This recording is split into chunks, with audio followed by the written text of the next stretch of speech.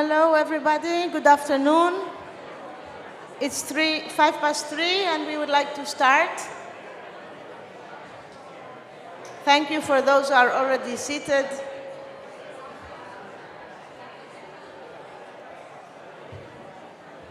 Hello. I hope everybody managed to get some.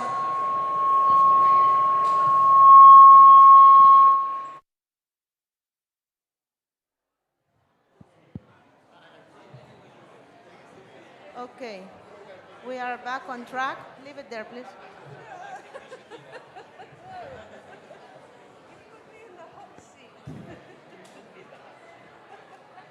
Good afternoon. While everyone is talking, I just want to say that if we are going to try to have another open mic session at the end of the last panel, the second panel of the afternoon.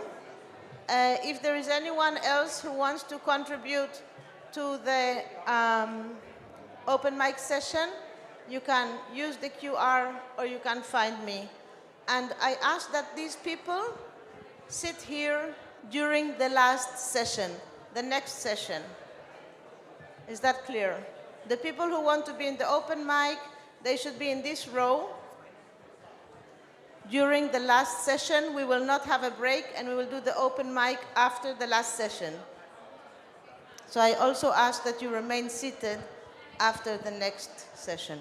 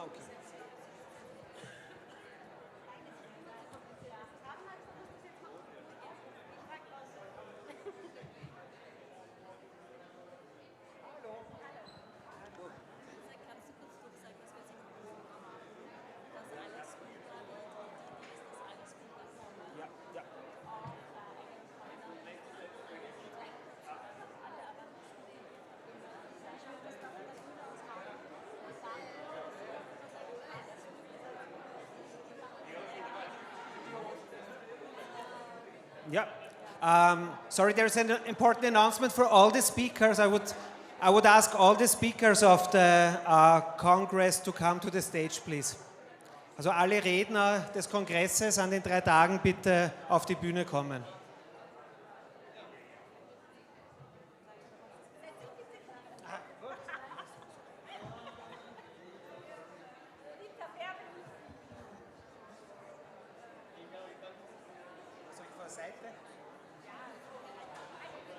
So.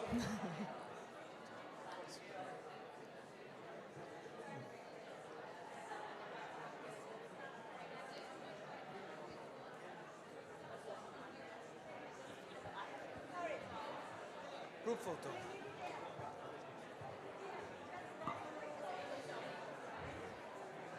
The speakers, please come.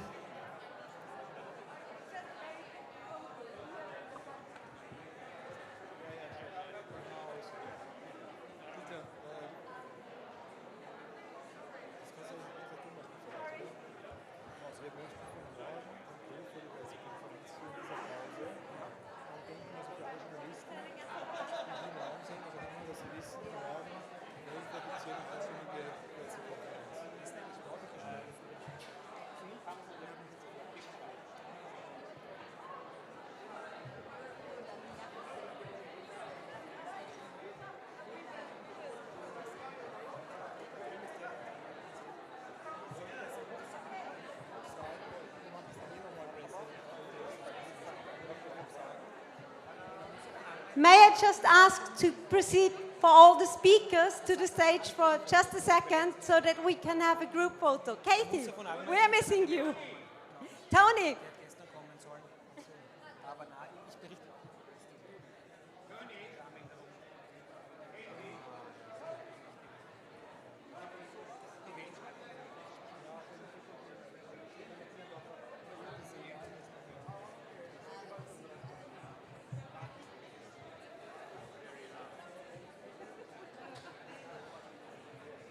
Are there any more speakers in the room? If so, please come. Falls es Redner gibt noch, bitte kommt zur Bühne für das Gruppenfoto.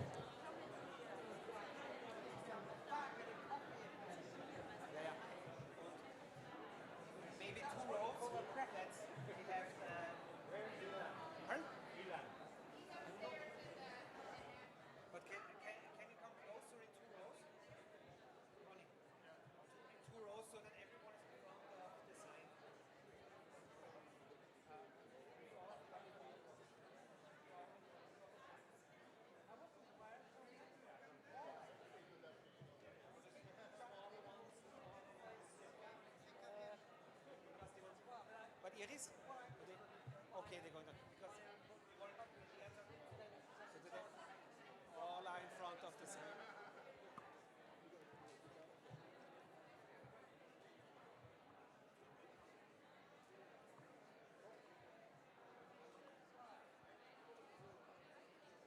Hallo Nadine. Nadine.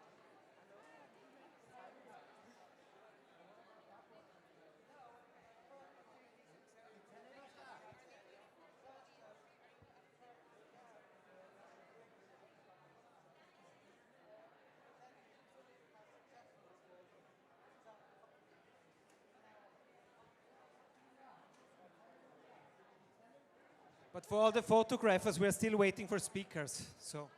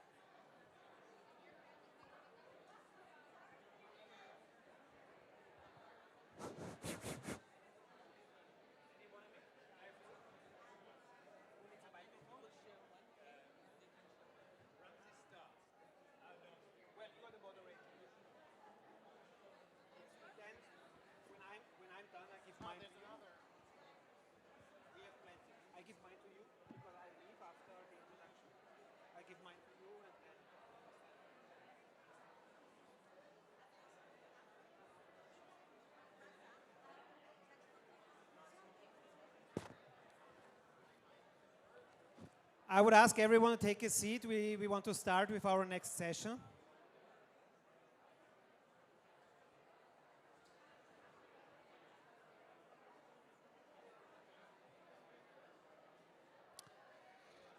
Bitte hinsetzen, damit wir mit der nächsten Session beginnen können.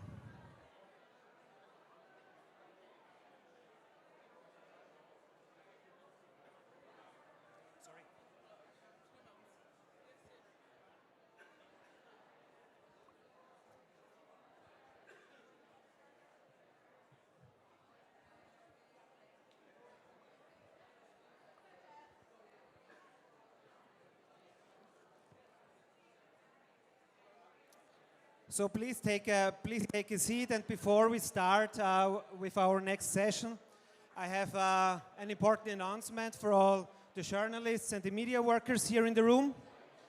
Tomorrow at 11, there will be a press conference for all the journalists and the media workers that are accredited to cover this Congress.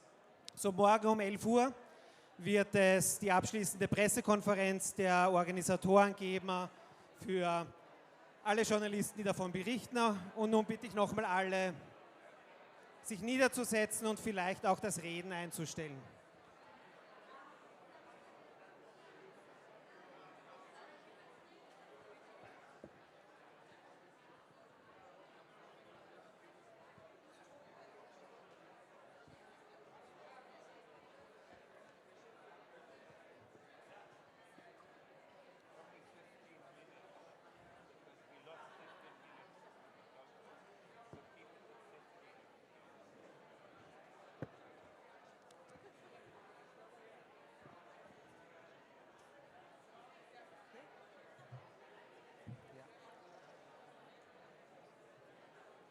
Hello everyone to our next session, our first afternoon session.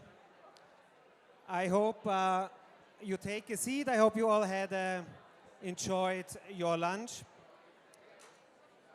My name is Dieter Reinisch. I'm a journalist, historian, and university lecturer. I guess most of you here know me from my reporting on the Palestine Solidarity Movement in Austria and Germany. And today I have the honor to host the next session. The session is entitled Decolonisation and Liberation, the Relevance of Historical Models, Reflections on Liberation Struggles and what we can learn from them. It's a great pleasure for me to be asked by the organizers to host particularly this session, because for several years before I became a full-time journalist, I worked in university and academia and in university research, and my main research topic was national liberation movements with a focus on Northern Ireland and their international links and the solidarity with worldwide national liberation struggles. And in my research, I extensively published on the situation in Northern Ireland, Bosnia, and Lebanon. And what we can learn still from these national liberation struggles is the lasting links with the international solidarity movement. We particularly see it in Ireland. Ireland has established links with the Palestine Liberation Organization back in the 1970s, both links in relation to the armed resistance and political solidarity. And these links still exist. When we look at the media coverage from Ireland, there is huge solidarity with Ireland. Almost all parliamentarians, all people are clearly on the side of the Palestinian liberation struggle. Through Dublin, we have weekly marches and protests with tens of thousands of people. Ireland is about to introduce the so-called occupied territories bill to ban all goods from the occupied territories. Dublin, its capital, has already passed a similar bill on a local level. And this is exactly the topic that we will discuss in this session today. It will range from the struggle, from the successful struggle against apartheid in South Africa, the struggle of Native Americans for civil rights, and so on. And all these struggles, particularly the South African anti-apartheid struggle, they are examples for our struggle against apartheid in Israel. On the podium with me today is Ronnie Barkan. He's an Israeli dissident, co-founder of Boycott from Within, and a member of Direct Action Group Palestine Action. On Nakba Day 2022, he participated in a smashing up of the UK headquarters of Israel-based Elbit Systems. Barkan focused on challenging the discourse of lies of so-called liberal Zionism, those elements who seek to lend legitimacy to the fundamentally illegitimate Zionist project in Palestine. Second speaker is Ramzy Baroud. Ramzy is a journalist, author, and the editor of the Palestine Chronicle. He's the author of 6 books. His latest book, co-edited with Ilan Pappé, is called Our Vision for Liberation, Engaged Palestinian Leaders and Intellectuals Speak Out. His other books include My Father Was a Freedom Fighter and The Last Earth. Baroud is a non-residential senior research fellow at the Center for Islam and Global Affairs. And our third speaker is Roshan Dadoo. Roshan is coordinator of the South African BDS Coalition. She worked for the South African Foreign Affairs Department on the Israeli-Palestine desk and is a political counselor for the South African Embassy in Algiers. She grew up in exile and was an activist in the anti-apartheid movement and the PSC in the UK. The session will be moderated by Haim Bresheeth. So I want to welcome everyone on stage. You see, we have an excellent panel with renowned speakers. All of them are experts in their respective fields, and I wish you all a very engaging, lively discussion where we, as activists against Zionism and apartheid, I guess, will learn a lot from it. So over to you, Haim, now. Thank you.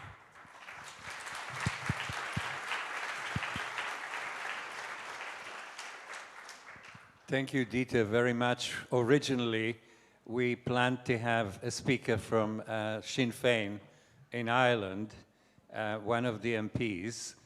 One became very ill, and the other one, who was supposed to be here with us, had a family problem. So we were very lucky today to have Dieter presenting the session, because he's written his PhD about the Sinn Féin resistance movement, and I've asked him kindly to say a few words about that. Without further ado, we'll have now the speakers that were already introduced. We will start with Ramzy, go to Ronnie, and then to Roshan. And I think if you could each take about 15 minutes, because in the excitement of the picture taking, we have consumed about 20 minutes.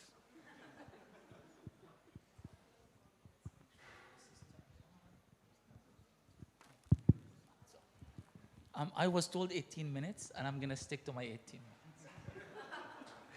And thank you very much for conceding the first session to me. I'm not going to claim that I am going to present a unique model. I want to contend that Gaza should be studied as a separate model than all the other national liberation models that exist. And I will try to explain why in a minute. Yesterday, there was this, a lovely lady came and asked me, why is Gaza different? What keeps Gaza going? Because it really does seem totally irrational what's happening. I mean, I don't know if we can look at any historical precedent that would explain to us that what is happening in Gaza is a normal occurrence in history, because it's not. I want you to imagine, and I'm sure you already have numerous uncomfortable times, a place that is about 360 square kilometers, 181 square miles, with a group of people, 2.3 million people, who are trapped there, permanently trapped. The vast majority of Palestinians in Gaza are youth, and the vast majority of the people of Gaza never stepped a foot outside of Gaza. They have a unique and idealist understanding of solidarity. They see themselves as people who are connected to every global struggle around the world. I grew up in a refugee camp in which the graffiti concerning Nicaragua, the Irish struggle, pictures of Nelson Mandela, pictures of Che Guevara are dotting the gray ailing walls of the refugee camp where I lived, as is the situation anywhere in Gaza. Whenever there is an anniversary of a successful revolution, an anniversary of a martyrdom of a leader, socialist, be it Islamist from the global south or anywhere else, somehow you are going to find traces of that in Gaza. We have always been engaged to the beat of international solidarity, and we felt that we never really felt entitled to solidarity as much as we felt that solidarity is entitled to our support. So we will hold protests. We celebrated when Nelson Mandela was freed, and the media completely ignored the mass protests and celebrations and the dances of Gazans. It doesn't matter. It mattered for us. I contend that Gaza is a very unique model that deserves to be studied from now on, and seriously so. On the one hand, Gaza cannot be seen as a place of victimization. Yes, Palestinians are victims, but there is a difference of being a victim and embracing your victimhood. And Palestinians, especially those in Gaza, have not embraced their role as victims. And the proof to that is that when there was the temporary ceasefire in January, which never really truly actualized, you had nearly 1 million Palestinians going back from the south to the north. No one else would have done that. They are going back knowing that most likely the war is going to start again. They are going back knowing that their homes have been destroyed. I interviewed a woman who told me that she was very happy. I spoke to her on the phone from the Shati refugee camp. She told me she was very happy to come back to her home. I said, so that's great, Mabruk, the house is still standing. She said, no, it was destroyed. I said, oh, okay, well, you will rebuild. She said, well, those who were going to rebuild have died. I think she had like four children and her husband, and they've all been killed. Then I said, I can't help but ask, why are you happy? She said, I'm happy because the whole point of what Israel has done to my family is to ensure that we leave and we never come back. And I am going back. She said, because my husband has planted several olive trees in their backyard, and she wants to make sure that the trees are okay. How do you explain that in political language? What sort of discourse, what sort of intellectual lexicon that can actually explain that people who have just been victimized by this unprecedented genocide are actually finding reasons to feel happy, to feel proud, to declare this collective act of self-assertion that they are still standing and they are still fighting. But if you look at the history of Gaza, forget about the long history of Gaza. Forget about Gaza fighting Napoleon Bonaparte as he tried to occupy the rest of Palestine. Forget about Gaza as the last standing city in the face of Alexander the Great trying to conquer the Eastern Mediterranean. Forget about that Gaza. Just the Gaza of post-Nakba Gaza. These are a group of peasants, poor people, illiterate, who have lost everything. And for us, Palestinians, especially people like me, fallahin, peasants, land is honor. Land is everything. You lose your land, you lose everything. And the fact that they have been in that, experiencing that sense of collective shock, and they go into this place. I'm in the process of writing a new book about Gaza called Before the Flood. And I interviewed a group of people from Shati who are now in Khan Yunis, in Mawasi, because they have been pushed out.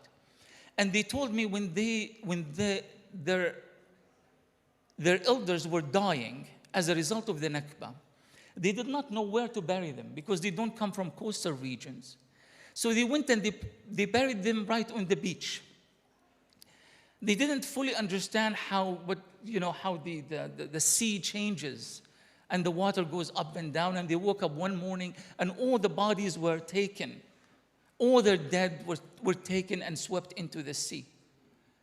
And I said, so what did you do? They said, well, we just found another place to bury our dead. Gaza has this ability to move on, not because they are unable to process emotions, but because they don't have time to process emotions. So they have to remain strong and steadfast at a level that, again, we cannot understand in academic language. I know that many of us use the word sumud, and sumud means steadfastness and this and that, but you have to internalize this language in Arabic, not in any Arabic, in Palestinian Arabic, to understand the connotation of the Palestinian political discourse. A term like sumud is not a sentimental term that describes the collective steadfastness of the people. It's a political term. Sumud is a political term, is a functional vocabulary that is on its own, it's enough for the people not to give up. So when the lady asked me, how do you explain this legend that is called Gaza, I wanted to explain in a language that can be relatable in English, and I really couldn't. The term muqawama, resistance, muqawama is not translatable. Quite often we kind of fall into the trap of trying to talk about what form of muqawama. Peaceful resistance, violent resistance. But the word muqawama in Arabic, it stands for itself. There are no derivatives of the word muqawama. You resist, that's what you do, and you have no other option but to resist. And this is not something that the Islamists do or the socialists do. It's not Hamas versus Fatah.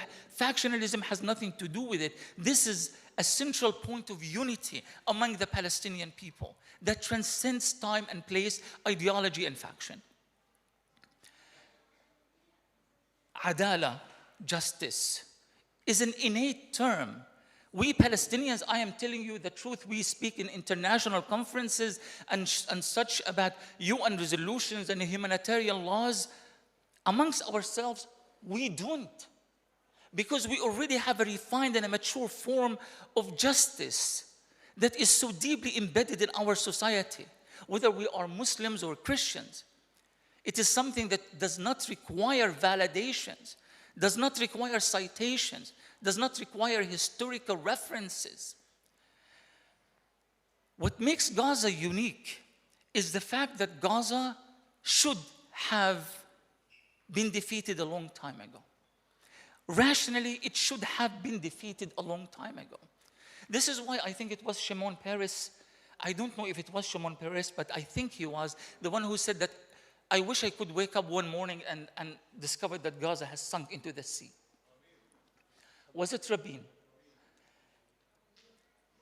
But they tried to sink it into the sea. There was numerous wars. Now genocide, extermination, no food, no water, no electricity, no innocents in Gaza. But they still can't sink it into the sea. What makes Gaza unsinkable? You can't tell me your leadership, because we don't have good leadership. Our leadership is in prison. Our leadership is Khaled Jarrar and Ahmed Saadat and Barghouti and individuals who have a legacy of struggle, sustainable, real struggle that is connected to the masses, and that's why they are in prison. Our leadership is assassinated constantly. They don't even allow us the time to reflect and to organize a leadership. The only leadership that is acceptable for us is the leadership that is willing to collaborate with the enemy. So obviously, Gaza is not an outcome of the work and savvy and the strategy of a visionary leadership. It's to the opposite of that. The first fighting Palestinians in Gaza were the Fidaiyin, the freedom fighters. The Fidaiyin have this kind of resonance in our history, like, oh, the Fidaiyin. The Fidaiyin were peasants. Peasants who wanted to go back to their land and to collect the crops, because most Palestinians were pushed out of Palestine during the harvest season, and they left everything behind. So they organized to go back and get their crops. And then they start fighting the Israeli army that is now at the porous Gaza border, assassinating and killing anybody who dares cross. With time, the Fidaiyin became the Palestine National Liberation Army, and the Fidaiyin became the socialist militants, and the Fidaiyin became Hamas, and the Fidaiyin became every possible manifestation. This is why it bothers me greatly when people reduce Gaza and Palestine to Hamas versus Fatah. The resistance in Gaza has preceded all of these factional affiliations. It's bigger than all of these factional affiliations. And the sad thing is that Israel sometimes knows these things and we don't. Israel has always figured out that the real enemy is the Palestinian people. This is not about Hamas, it's not about Fatah. It's about the Palestinians as Palestinians. Those tough-minded,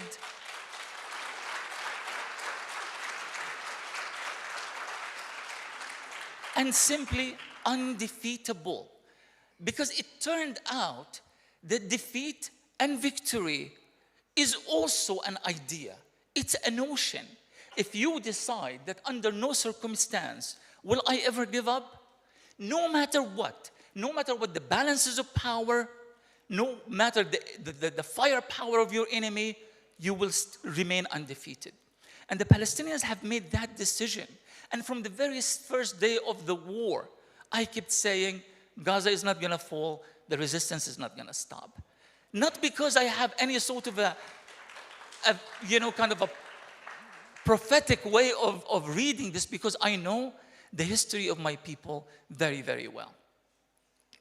And this is why I see Gaza as a model, because Gaza does not abide by geopolitics. Gaza does not abide by, this understanding that conflicts are essentially economic and they are related to natural resources and that sort of thing. What natural resources does Gaza have? It has none. Yes, I know there's the gas at the sea and all of that. But it's not like the Palestinians have ever controlled their natural gas or any of their resources. And what is there to fight for in Gaza anyway? I mean, the depleted uranium in Gaza is going to be there for a very, very long time. Gaza has already been declared uninhabitable by the United Nations in 2020. So what is Gaza now? But why aren't they leaving? Why are they still fighting? Why are they still strong? I lived during the first Intifada in Gaza. And my refugee camp was one of the most, one of the main platforms of the resistance. Hamas started there. The Popular Front, the socialists, were based in Nusayrat and other places. So when Israel wanted to collectively punish Nusayrat, it would be very long, perpetual punishment, weeks, if not months of military curfews. People would be shot the moment they would step outside or even dare open the windows of their homes. And yet somehow, people developed, this, what we talk about mutual aid. It is something that came innate to all of them, where young people would go in the middle of the night, they would go to the farms by the sea, they would come back with plastic bags with a cucumber, a tomato, a loaf of bread. They knew what family had children, and they would put a little bit of baby powder, and they would risk their lives. They would knock at the door, and they would throw it into the courtyard of the house, and that's how we survived. That was our solidarity. We didn't even know whom should we thank for this, for our very survival. There has always been a model that is so incredible about Gaza that I feel has went underappreciated to everybody's shock and surprise, to be honest. even our own Palestinian intellectuals, and this is not an attempt to blame anyone in particular, this is just my reading of history, that quite often, because Gaza, we were told, is not important, Gaza has no territories and no natural resources, and Gaza is just too costly for the Israeli occupation to matter. As a result, if you look at our history books before the genocide, you're going to find that Gaza played a very, very small role in the way that history has written the struggle in Palestine. Because we talk about the territories, and we talk about apartheid, and we talk about the West Bank and the settlement, and Gaza has very little to offer regarding that. And as a result, we didn't talk about Gaza so much. And now we are all puzzled by this model called Gaza.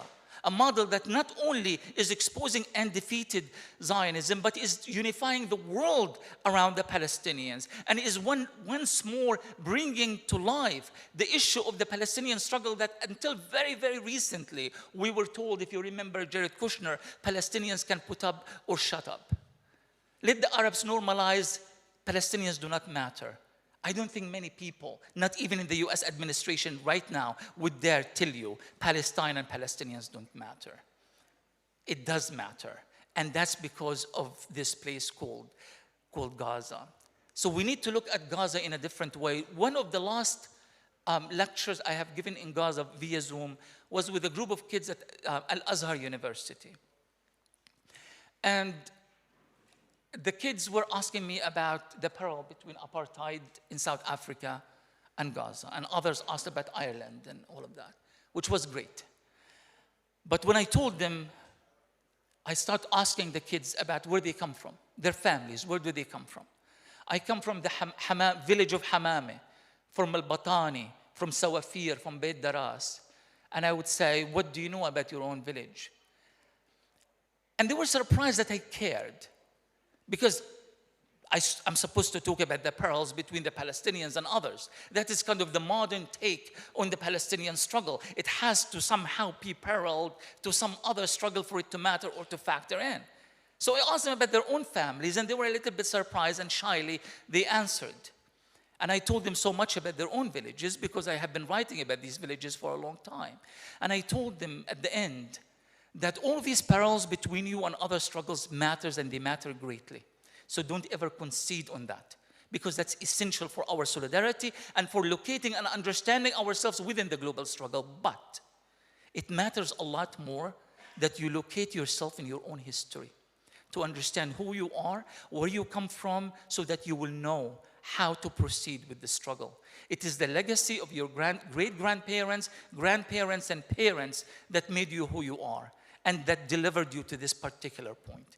So you need to understand yourself within your own model, as opposed to understanding yourself within other contexts and other models. So I really hope that now, this opportunity, what happened in Gaza, and I hate to use the word opportunity, and I will stop right there, I know I exceeded my time, is that we start thinking about Gaza as a way to learn about ourselves, to learn about our own struggles, not to lecture Gaza, not to tell us what form of resistance to use or not to use, not to judge us, not to put us within comparisons, you know, the extremists on both sides, that sort of thing. It's enough with that kind of language. Let's move to a whole new language in which we accept Gaza, not just accept Gaza for what Gaza is, but accept Gaza as a model of resistance that can be used and applied in every possible situation and no matter what. Thank you.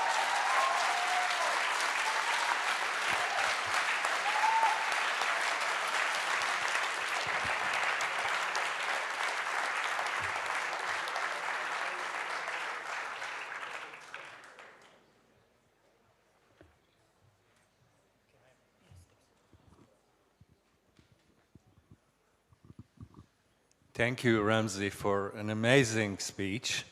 I couldn't find it in myself to stop you, and I'm glad you saved me this, because it would be terrible to not allow you to finish this. And Ramzy is one of the most illustrious sons of Gaza, a journalist that explains this in a way that we have never heard it and probably will never hear it on mainstream media. the Israelis don't understand what they are facing, and so does the rest of the world, especially the United States and UK. So thank you again for really saying it like it is. We will now go to Ronnie Barkan, my dear friend.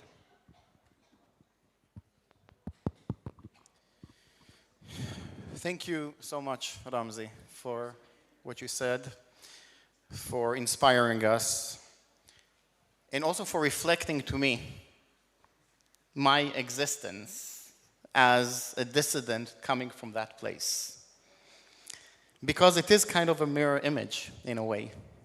The steadfastness and the inherent sense of adallah and of being on the right side of the Palestinians is totally lacking. It is totally the opposite image within Israeli society. And actually the very foundation of the Zionist race state, literally on top of and at the expense of the Palestinians, is not only about taking the land, as we know, it is also fundamentally about exclusivity. It is about creating a place for them and only for them. And the way to do that in a place that is already inhabited by other people, there's only two ways that I know of, either ethnic cleansing or genocide. Either driving away the people or getting rid of them altogether. Some people treat Gaza as basically the work that hasn't been finished. They say, Feiglin, the deputy speaker of the Knesset not too long ago, is saying that Gaza and Jaffa are simply two Jewish towns on the shores of the Mediterranean. And the only difference between them is 19 years. We should do to Gaza whatever we did to Jaffa, where 95% of its people have been ethnically cleansed. Many of them are actually refugees in Gaza today. So the type of thinking of ridding themselves of the Palestinians is, I think, part of the Israeli identity. There is no Israeli identity that is not dependent on the denial of the existence of Palestinians. And that also means the denial of some deep-rooted existence in that place that they came to inherit from other people, to take over, to not even to take over, to terraform, to not only to take, but to transform altogether. And simply, they're still trying to transform that part that they haven't managed to do. But it's also a psychological aspect. And whenever I speak about Zionism, I say that it's not about the facts. For the Zionists, it's not about the facts. It's about the psychological phenomena. And again, it's just this mirror image of everything that you just said. You know, you have the honest Zionists. The honest Zionists are the ones who acknowledge the facts, and they have no problem with that. I respect that they acknowledge the facts, and they are the ones who say, yes, ethnic cleansing is not necessarily a bad thing. They're actually quite proud of it, and we see it happening in full view these days. And the other ones that like to think that they are the good guys in the story, they have to lie to themselves every moment of every day in order to feel that they are the good people in the story. And they do not care about the facts because they cannot see the facts, because they are self-delusional all the time. Now, I intended on speaking about solidarity, not offering a solution. I am not in a position to offer a solution, but rather it was very important for me to hear what Ramzy had to offer us and then to respond to that, to correspond with that.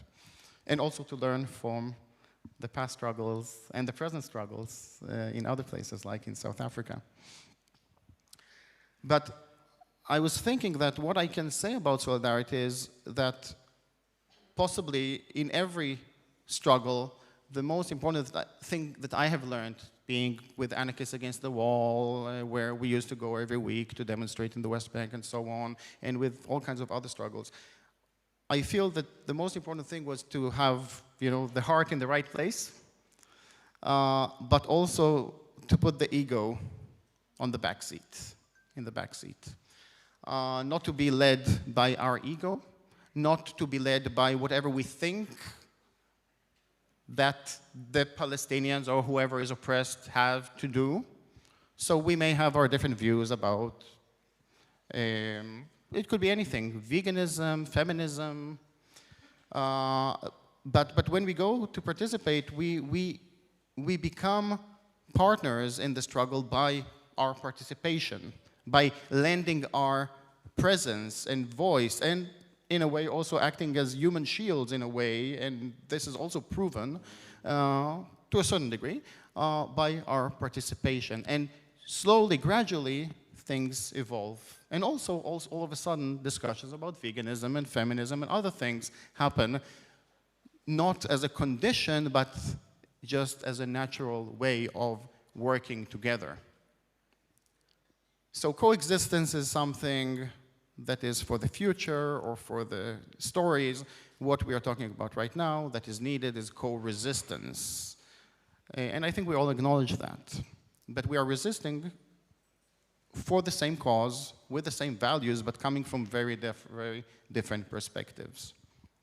And being as one among the privileged group, that is a question. How can I participate in that? And also, what is my role? So that is kind of this thing that I think every activist coming from, you know, the white folks in South Africa, the Israeli activists, the dissidents in Palestine, etc., they have to kind of to figure out how to do that. Once we do accept this form of solidarity that really comes from the heart and really does not put ourselves at the center or at the front, then things also become very clear. Then all the other things, all the other veils of ignorance and so on just kind of drop off, because the situation is far from being complicated. It is very simple, brutal, barbaric, monstrous, but very easy to understand if we just put aside all those other things that kind of are preconceptions. And those things that we have to put aside, if we don't put them aside, I'd like to refer to some other examples in the past. I'd like to refer, for example, to the wonderful letter that Martin Luther King wrote in a letter from Birmingham prison, when he said about the white moderates, the liberal Zionists in our case. And he said that he has almost reached the regrettable conclusion that the greatest stumbling block for the black struggle is not the KKK, but actually those white moderates who for them, peace is the absence of tension, not the presence of justice. Those who think that they can dictate for the oppressed the ways and the means in which they should struggle against their oppression and the time frame in which they should do that. Those who try to dictate the time frame for another man's freedom. And I think that these are things that we try to take inspiration from, because we don't have that legacy of a struggle. We don't have that legacy within, you know, the privileged group in Palestine to hold on to. So we take inspiration from others, from Martin Luther King.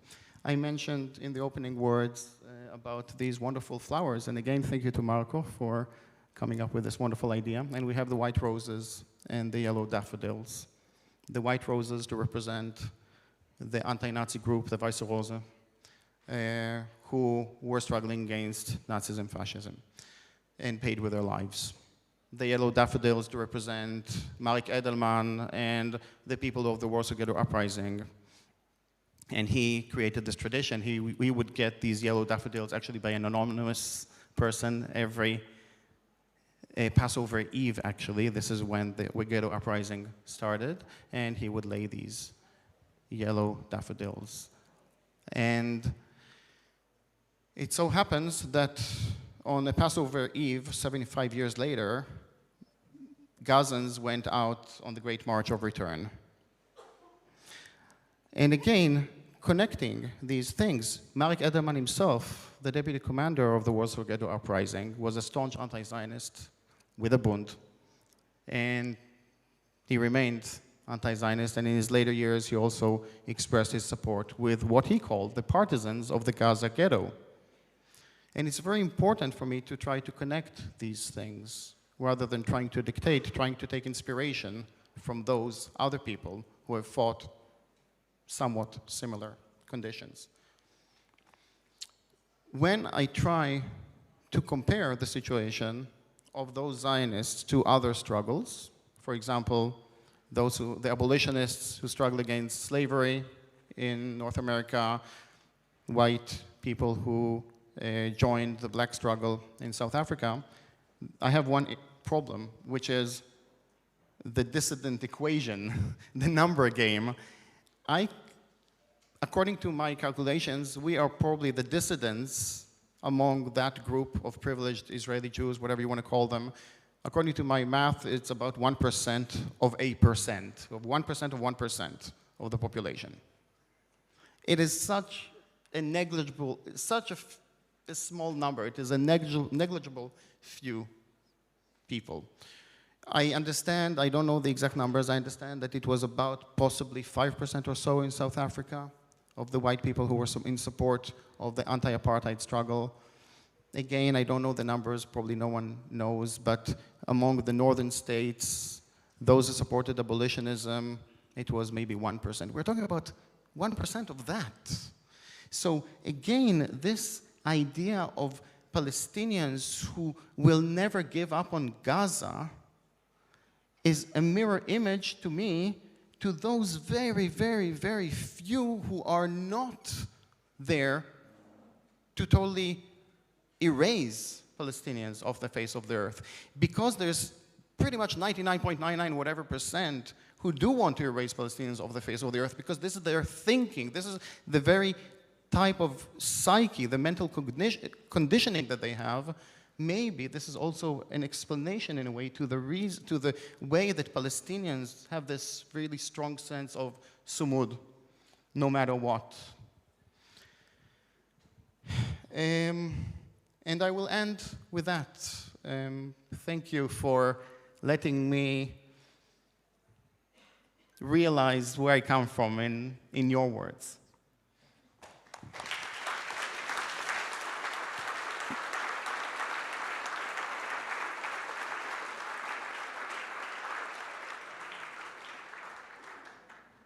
Thank you.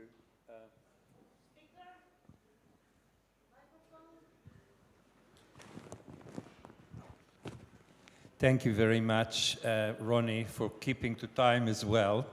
And I will ask now Roshan. I know that you have a very long list of topics, and we need to hear you, but try to keep it to 15 minutes. Thank you.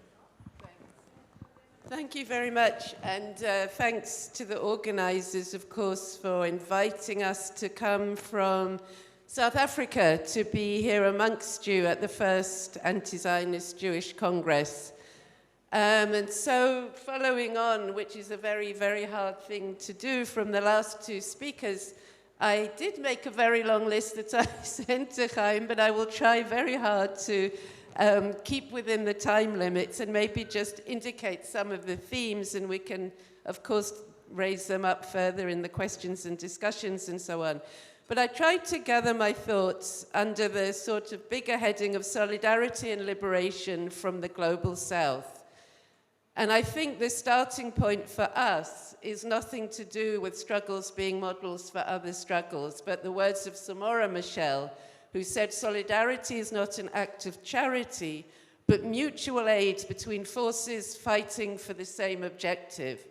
And I think that is the approach that we have in South Africa from the history of our struggle, and that we hope to bring to our solidarity at the moment, of course, particularly with the people of Palestine, as you know, for all the reasons that Ramzy has given as well, the situation in Gaza. But starting off from Zionism, I think we all have a consensus that Zionism is an integral component of the Western colonial project in the global South. It's not an add-on or an accidental outcome. It is an essential component of the Western colonial project in the global South. And as such, Zionism is essentially a white supremacist and therefore patriarchal political ideology. And it was born out of the science of race, things like eugenics, which served to justify racial discrimination in the interests of empire and colonial capitalism. So I think there is a consensus for once in a room around that, which is a great pleasure. So I want to start off, though, in terms of solidarity, talking about interracial solidarity, because the historical links between Zionism and apartheid South Africa predated the creation of Israel. It actually originated in the early years of the 20th century, and in particular in the friendship between British Zionist leader and later first president of Israel, Haim, and South African Field Marshal and later Prime Minister, Jan Smuts. And in fact, that friendship was instrumental in securing the issuance of the Balfour Declaration, and which supported, of course, in principle, the creation of Israel on Palestinian land. And so, of course, we all know later on in 1948, the year that the National Party came to power in South Africa, the same year, of course, that the State of Israel formed by the Nakba and the ethnic cleansing of the Palestinian people started and declared itself a state. But the National Party in South Africa had supported Hitler before and during the war. They were deeply anti-Semitic. And my mum, who grew up in the small Jewish community of Pretoria, remembered the people who then formed the National Party marching around Pretoria dressed in brown shirts, emulating exactly what Hitler was doing. And their chants and cries were against Jews. They were doing exactly, they saw themselves all the way there in South Africa at that time as emulating Hitler. So, of course, they were imprisoned during the war once South Africa joined the war on the side of the Allied forces. But after the war in 1948, they came to power and they implemented the system built on the colonial legacy of the British of apartheid. So 1948 is another connecting year. And in fact, the architect of apartheid, Prime Minister at the time, Hendrik Verwoerd, was one of the first people, I think the first person might have been a Palestinian to make the analogy between South Africa, between apartheid in South Africa and Israel. But Prime Minister Hendrik Verwoerd said Israel, like South Africa, is an apartheid state. Now, he should know because he invented apartheid. And he obviously was saying it as a compliment. And somehow the National Party did an about-turn, and they, as Zionism often does, and they instantly forgot their prior anti-Semitism because Jews, under the system of racial classification of apartheid, were classified and racialized as white. And that has made a huge difference to the way in which Zionism within the Jewish community in South Africa has become, as we see now, in terms of the way that Trump is weaponizing the idea of, well, it's not really weaponizing, but using the argument of there being a white genocide in South Africa as a way of trying to belittle the fact and try and get us to withdraw the case against the actual genocide that's taking place in Gaza. Anyway, so that's how, the Jews under apartheid then benefited from the system of apartheid. They were designated as white and they enjoyed all the privileges that entails. But there was a more deeper connection between the two apartheid states. Israel was an important arms supplier to apartheid South Africa, breaking the international arms embargo, and as late as 1980, 35% of Israel's arms exports were destined for South Africa. Israel was really loyal until the bitter end to the apartheid state, even when a lot of other countries in the world had started to distance themselves. And in particular, during the 70s, they worked together very closely on their nuclear programs. And Israeli experts helped South Africa to develop at least 6 nuclear warheads. At the time when the global anti-apartheid movement had forced states to impose sanctions on the apartheid regime, Israel imported South African goods and re-exported them to the world as a form of inter-racist solidarity. And so we can see now with the threat of nuclear powers, with Israel's nuclear capabilities, nuclear weapons capabilities, I should say, how that came about. Of course, South Africa decommissioned its nuclear weapons post-1994. So I think we have to, in the framework of understanding our solidarity in the face of interracial solidarity between these apartheid states. And I think the term apartheid is still of value. It took 10 years for it to become a consensus that Israel is an apartheid state, is committing the crime against humanity of apartheid. It started in 2001. I'm sure there were people here who were at the World Conference Against Racism Civil Society Forum in Durban in South Africa, and that was, at that time, there was Palestinians that came from, I think, nearly everywhere, from 48, from the West Bank, Gaza, the refugee camps, the diaspora, and met together there. And at that moment, there was a big push and a big fight back within that conference to get the word apartheid referred to Israel as an apartheid state. But it took over 10 years before that finally now has become a consensus, and in fact in the UN language. There were many examples, I'll rush through them, but it just recently, as 2017, you remember that Rima Khalaf, who was the Secretary General for the Economic and Social Commission for Western Asia, was pressurized by the current UN Secretary General to withdraw her report that accused Israel of imposing an apartheid regime on Palestinians. Now, that's pretty recently. But then there was, of course, the rush of reports, and of course it's true, people will only take it seriously when it's Western NGOs and also Israeli ones. There was B'Tselem's report, there was Human Rights Watch, and then there was Amnesty International, although each one did extend the other one further. And finally, there was Al-Haq's report, and I think that's an important one, firstly because it was a Palestinian report, but also because it describes apartheid as a tool of settler colonialism. And if you remember quite early on in Francesca Albanese's first mandate as Special Rapporteur, she made the comment that South Africa has dismantled apartheid, but not yet the underlying system of settler colonialism. And I think that's important to remember, the term of apartheid as being a tool of an underlying settler colonial system.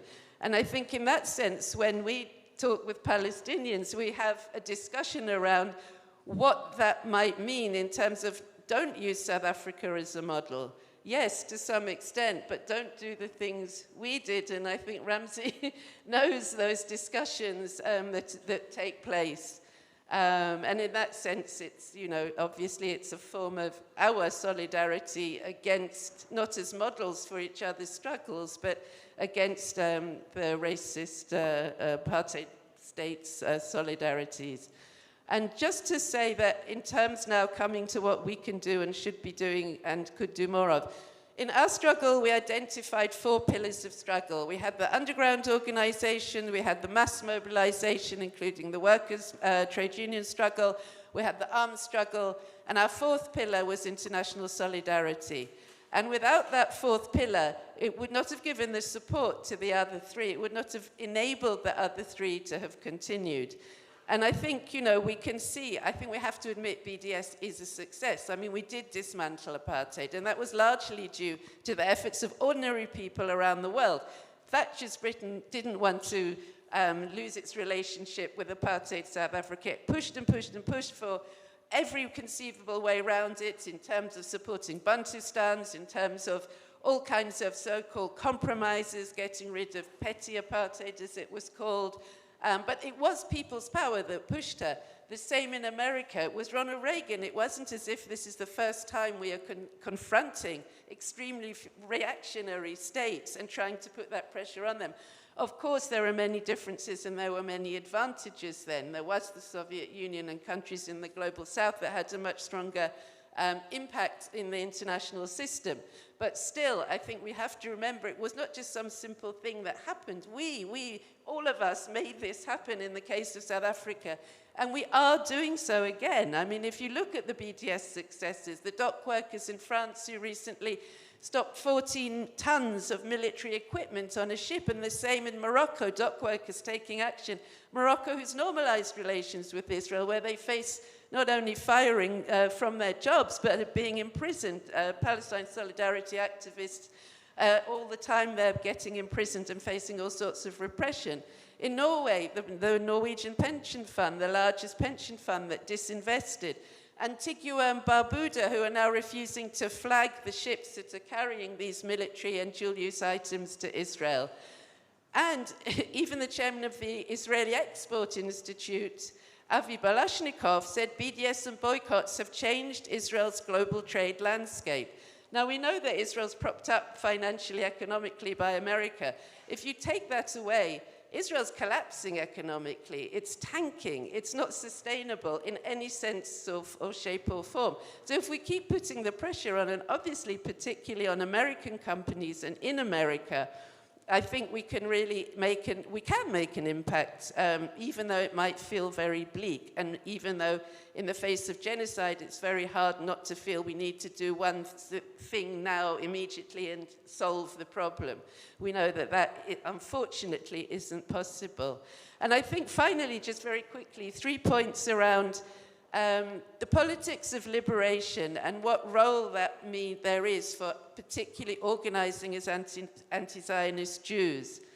I think, first of all, taking action in the country where you are, because that's the exact opposite of the Zionist ideology of saying, no, you always have this country you can go to, and this is the homeland, and blah, blah, and 3,000 years or whatever the story is. And I think that's important. We take action where you are. Join BDS movements, start BDS movements, find out what universities' funds are investing in. Join the student movements in the countries and places, and everywhere is a field of struggle wherever you find yourself. And I think that, you referred to the role of Jews and white South Africans in our struggle. I mean, so take my mother. She was there growing up in this little Jewish community in Pretoria. Her sisters became Zionists very early on. And they moved to Israel in the 50s, and my family continues to live there. She joined the South African Communist Party. She saw that if you're going to start from the experience of the brown shirts and anti-Semitism, taking that to mean, well, why are we discriminating against people here? What does that mean for why do we do that? Why are we seen here as privileged whites when at the same time that's going on? And there was a disproportionate amount, there was a very small number of white people that joined the organizations like the Communist Party, but there was a disproportionately large number of them were Jews, which is just by the by. But meaning that if you're taking action in your country, as has been said, of course, by Stephen Capo, and fighting fascism, fighting anti-racist struggles, we're still trying to take action in South Africa very quickly, although we took the case at the ICJ, which was extraordinary and brilliant. At the same time, we're not implementing the decisions that we then brought about. We're still fighting to stop South African coal going to fuel a genocide. It goes to the Israeli electricity grid, goes to fuel the illegal settlements, the military. No electricity is getting into Gaza, so it's very clear. All the coal, 700,000 tons per ship that we can track, leaving Richards Bay Coal Terminal, is going to literally fuel the genocide and illegal occupation. That's a campaign that we have found also means we can intersect our struggles with environmental activists, with mining-affected communities, and I think that sort of intersectional struggle is where we need to be taking things from where we are and joining up the dots together. Similarly, as Katie Halper mentioned in the example about struggles against ICE, and also additionally Black Lives Matter, it's not that they're being hijacked. We're not hijacking other people's struggles. We're intersecting our struggles because we're fighting for the same objective. And the second point, I'm really rushing through this, but the second point, I think, for people who are active as anti-Zionist Jews is challenging the notion of Zionism, including Christian Zionism. Because the hasbara that the Zionists are using now, particularly in Africa, is around what aboutery, but it's what about the DRC? What about Sudan? You don't care about the struggles in your own continent. Why do you care about Palestine? And this is said by people like vice-chancellors of universities who are managing to block Senate resolutions on the academic boycott. And of course the answer is we're intersecting our struggles, which we are. We're intersecting our struggles with migrant communities, with the Congolese Solidarity Campaign in South Africa, with Sudanese as people in South Africa drawing the links, trying to see how these struggles come together. And of course they are raising up the issue of Palestine because they understand the struggle. But that's the current hasbara that we need to deal with. And in fact, the biggest challenge is Christian Zionism and the way in which churches, the traditional churches, are not taking a stand on Palestine. That's affecting, or that's the biggest challenge to growing a broader solidarity movement. And if you look at that Pew poll, look at the 3 African countries, Kenya, Nigeria, and South Africa, and see what you think. I have to wind up now. Finally, rejecting any kind of ethno-nationalist ideas like Bantustan's, and I consider the 2 states so-called solution to be a Bantustan. I think, just to say, the conference coming up in the UN this week, in which countries are going to be, all of our state parties will be debating a 2-state solution. I don't think, we should use the language of solution. We should use the language of liberation. We're supporting the Palestinians in their struggle for liberation, and that means the right of return. And that does not mean that we look at ways in which recognizing their different, new ways of recognizing Israel. Now, we also have to make the difference between Eretz Israel and liberated Palestine. It's obvious, but when it comes to the current moment where the states are trying to shore up the dead-in-the-water 2 states so-called solution, and I read that Trump is saying to states, boycott the UN 2 states. I don't know if that's true. I saw some headlines saying that. Then we have to make the difference that we stand for liberated Palestine. We stand for what the Palestinians' right to self-determination and their right to return, and nothing else will do. And we will keep fighting, not only to end the genocide and the ceasefire, but also to dismantle the system of apartheid and the underlying settler colonial Zionist project that underpins it. Thanks.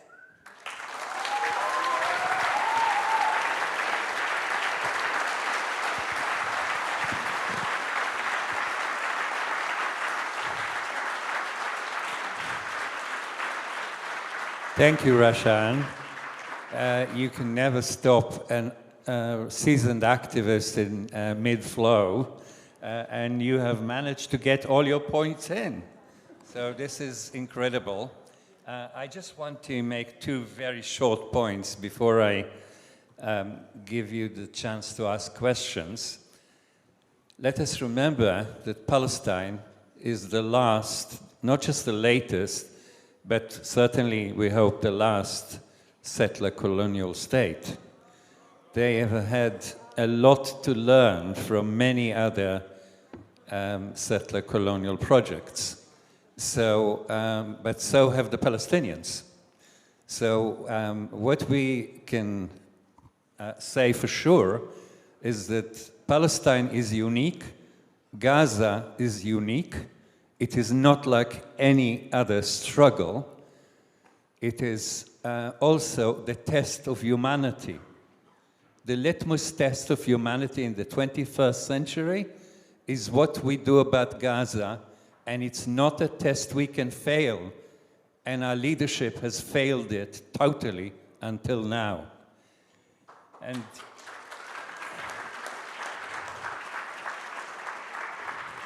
on a day that they are bringing the destruction to other places, we need to call for the end of Zionism in a clear manner like never before. So I will open the floor to questions, and I think we have not more than about 18 minutes.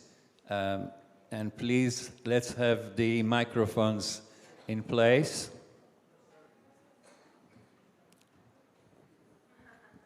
Thank you so much. So you heard, we only have 18 to 20 minutes. Keep them short and safe. Thank you. Hello.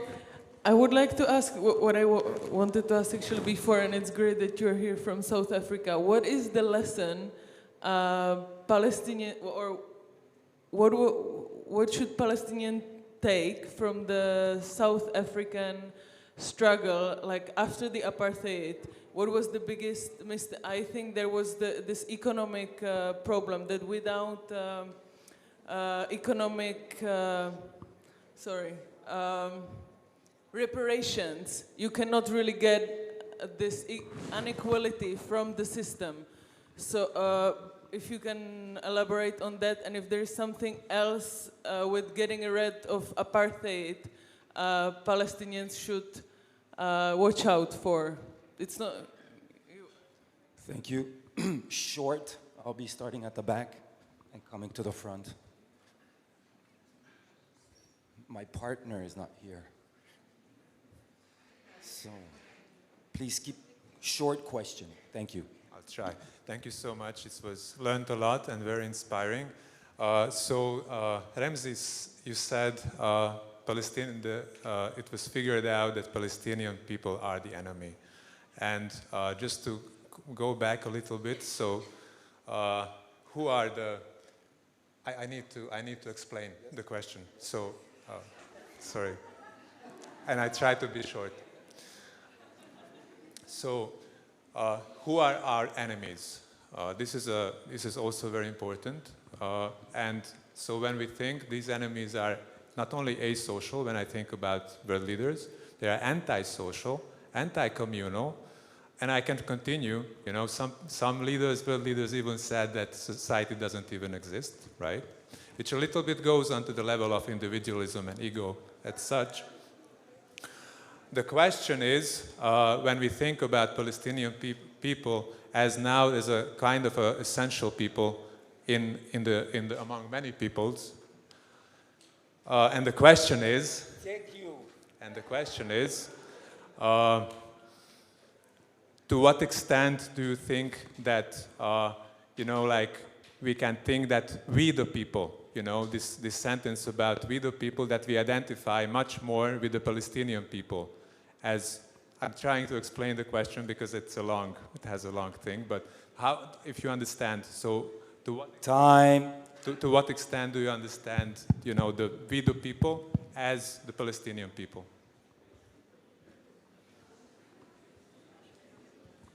Hello. I have a very simple question, which is kind of related, but I'm wondering maybe what is the enemy instead, rather than who, and if identity or ideology is getting in the way. Hi, thanks a lot for all the contributions from the speakers. My question would be if from the past liberation struggles, anti-colonial struggles, in how far, Roshan mentioned the need for intersectional struggle, in how far do you see the need for being clearly anti-capitalist in all liberation and anti-colonial struggles?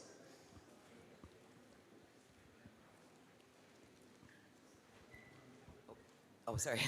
Thank you. I don't want to be a party pooper, but I was very upset to hear what about the DRC. I do not think that Palestine is unique. The Congo has been struggling since colonialism. We had the first genocide, now we have the second genocide. We're talking 15 million dead since 1996, and it's very sad to say that Mandela participated in this regime change, in this US regime change in 1996. So my question really is, what about the DRC, and why is there no more solidarity with a clear neocolonialism in Africa, which is beyond comprehension for many of us, because what's happening today in Congo is exactly what is happening in Palestine.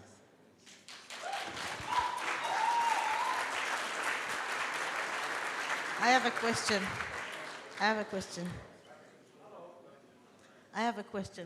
Sorry.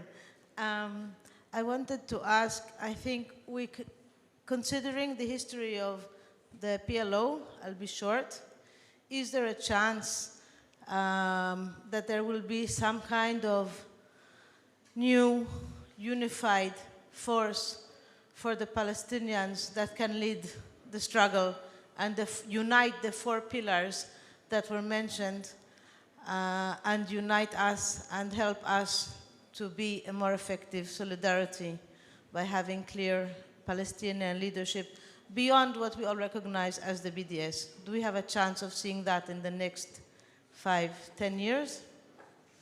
Thank you. I have a question to Roshan. Can you give some examples, elaborate on how you incorporate intersectionality in our struggle? Thank you.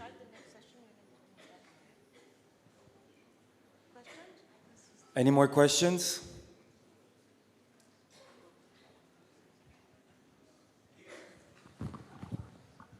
Hi.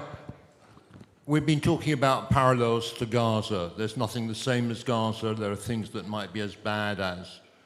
One of the parallels to Gaza that I think about is the Western Sahara, and I wonder whether the panel would like to comment on Morocco's support for Israeli occupation and genocide in Gaza in return for Western approval of their occupation of the Western Sahara and actually the latest UK government deal with Morocco. And Spanish government. Hello, my question is regarding the current situation in Gaza and also the total siege now of the West Bank. Do you think there's some kind of a chance of, like, people have been speculating for a couple of weeks and months and over again of a third intifada, and if it's like too late for an intifada, for a third one, or if like that no intifada is, well, at least not from occupied Palestine, but from outside? Thank you. I have a question about German society. About 80% of all Germans are against what Israel is doing, and yet how do we motivate them to start boycotting, start being more active? Like, how do we get them more involved, if that is even possible? That's for the next panel. Oh, sorry. About sanctions. That's for the next panel. Do we have time? Do we need more questions, or do we have enough? Enough. Well, okay. One short question for my Brazilian comrade here. She asks, how is the standing of the population of Gaza regarding the resistance forces and fighters? Thank you so much. Thank you for the questions. I'm sorry, not everybody can ask their questions. Sorry for that. Thank you. So you have quite a lot of questions to consider. Please, each of you, choose what you want to relate to in about 4 minutes, and then I'll give you another chance to round up. Who wants to speak? Who wants to start? Yeah.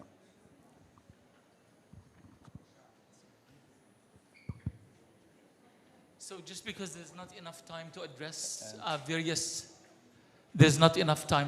various questions separately, so I'm just gonna try to touch on various issues very quickly, and I might inject a couple of things that nobody asked about, but it's my underhanded way of trying to get my point across.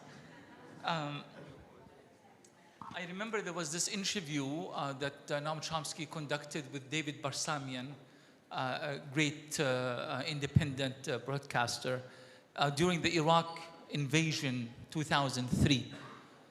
David Barsamian asked Chomsky, he says, what can people do to stop the war? That was just before the war started. What can people do? And Chomsky wouldn't answer that question. He said, in many parts of the world, when people are facing any kind of injustice, they never ask what to do, they just do it. Okay? In Gaza, we don't ask what do we do when we are being invaded, we just resist. In every part of the world, especially in the global south, you are being colonized, you fight colonialism, you are being occupied, you fight occupation. There is a system of apartheid, you work to dismantle it, and so forth and so on. understood Chomsky's answer as we should not have the privilege to be standing and just trying to reflect on what can be done under the circumstances. The reason that we often do is maybe because we are not informed of our relationship with that struggle. Maybe we don't feel close enough to it. Maybe we are worried about our own socioeconomic position in society and we don't want to lose or compromise or pay a price like a lot of people are being held accountable for their solidarity with Gaza right now. And there's a lot of genuine fear out there. So the moment we start reflecting too much on what we do, maybe we should be reflecting on the bigger question is why haven't we already done it?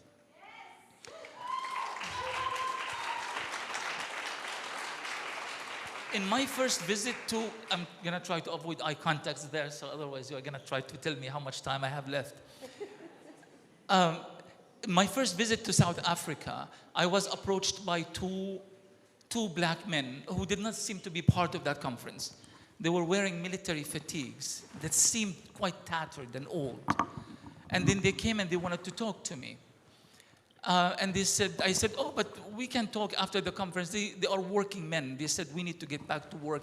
We just want to thank you for everything you have done for South Africa. I thought there was some kind of a misunderstanding. Why thank me personally? And what have we done for South Africa? When they explained that they were trained by Yasser Arafat's Fatah movement in Algeria during the years of the underground anti-apartheid military struggle. And they said these uniforms were given to us by the PLO. That was a time that the PLO was not only a unifying figure for the Palestinian people, but it was teaching solidarity and building solidarity at a global scale. That was before all the academics and the politicians and the activists of today were even involved. Palestinians and South Africans and Algerians and Vietnamese and everybody else were already doing it.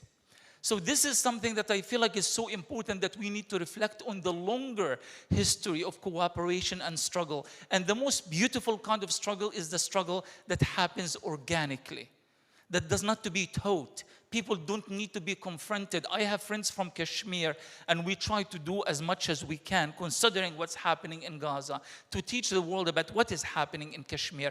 But sometimes I feel like there is this accusatory language. Like, we have done a lot for Palestine, why aren't Palestinians reciprocating? And it doesn't work that way. It's not a tit for tat. It's not a shaming game. We are all in this together. We fight together, we win together, we lose together, and hopefully we'll always win together.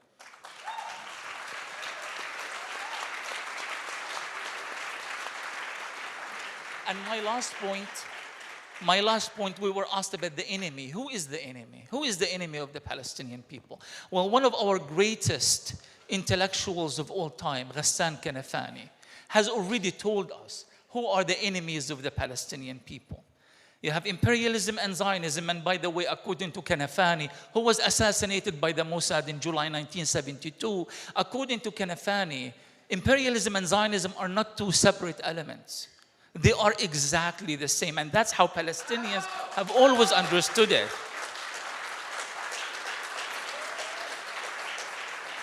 The second enemy are the corrupt Arab regimes, and that remains the case until today. Right now, you have thousands of activists from 80 different countries in Egypt trying to get to Gaza right now, and the Sisi's regime has unleashed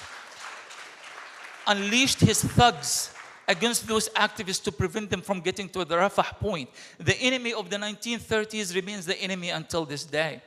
And the third enemy is the feudalist Palestinian, landowners of back in the day, who stood with colonialism against the Palestinian peasants. And that remains our corrupt Palestinian Authority until today. So the enemy has always been the enemy.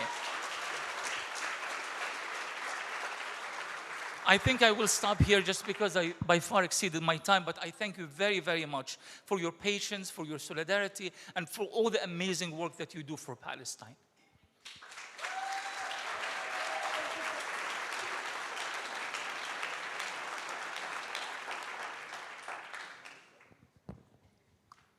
So just to answer the question, well, in fact, two of them all together.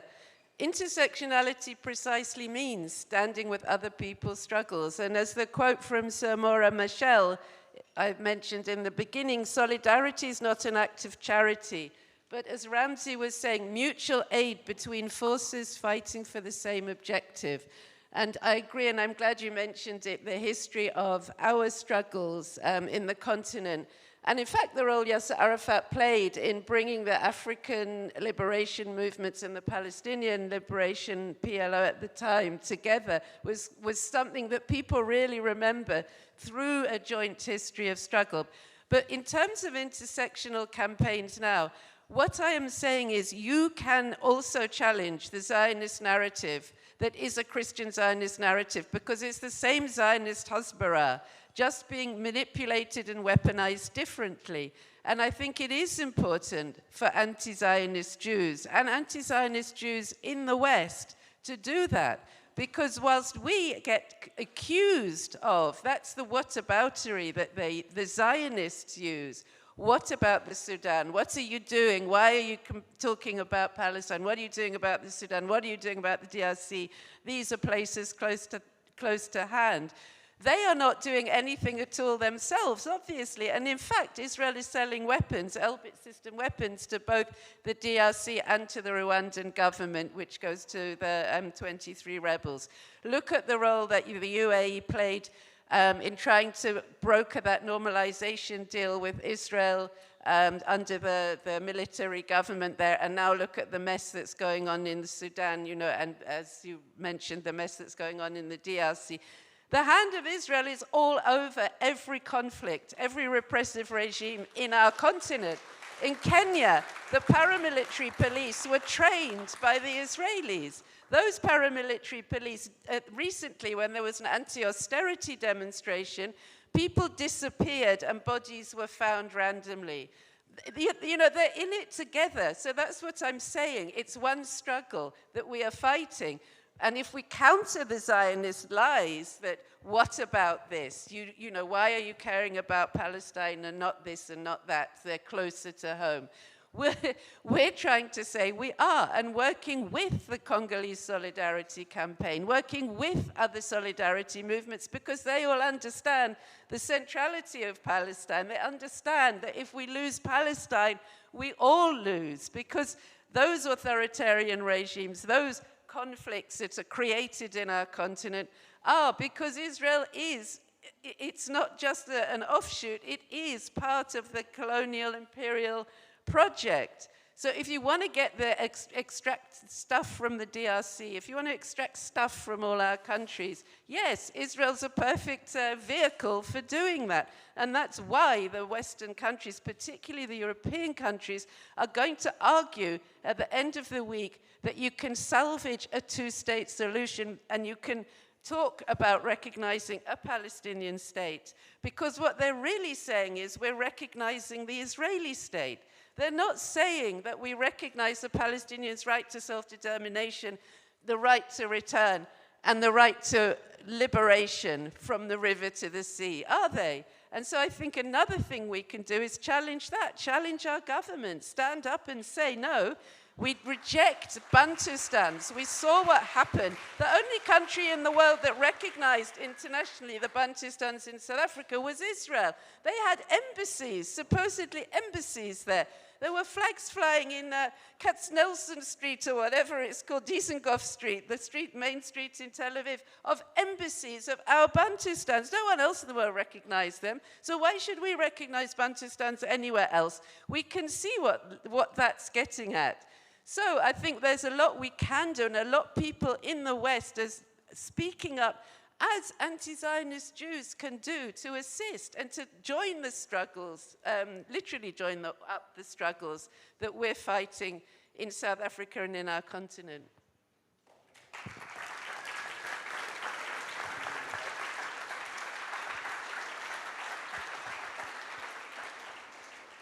I will just add one or two things to the list of who or what is the enemy. And I would say it is the propaganda machine, the discourse of lies, pretty much the entirety of mainstream media. I would say almost every article written on Haaretz newspaper, which is supposedly progressive, etc., is peddling this discourse of lies, which is a real danger to move forward. That discourse of lies, for example, when we talk about apartheid, and we mentioned that, and there have been, as far as I know, 8 apartheid reports published. I actually created a table to compare the different reports. Only 3 of them actually discuss, as far as I'm concerned, Israeli apartheid. Because only 3 of them take into account the entirety of Palestine, which is under apartheid since the very creation of that Zionist race state, where more than half of all Palestinians cannot even go back to Palestine for one and only one reason, because they were born into the wrong ethnicity. And so these, we have to be kind of critical also about those who seem to be allies, seem to be pro-Palestinian, but are not fully there. We have to challenge at some point and to say, no, like if you are opposed to apartheid only in 67, only in the later occupation, the later settlements, the later form of apartheid, it's simply not good enough. It's not even the most part of apartheid.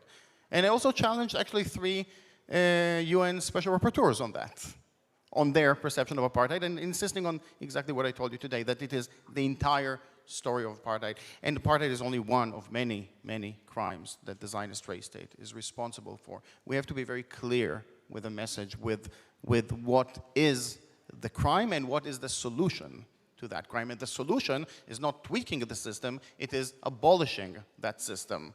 You cannot tweak slavery, you could not tweak apartheid in South Africa. It's not about bettering the situation in the Bantustans. It is about abolishing that system of oppression, domination, and terror.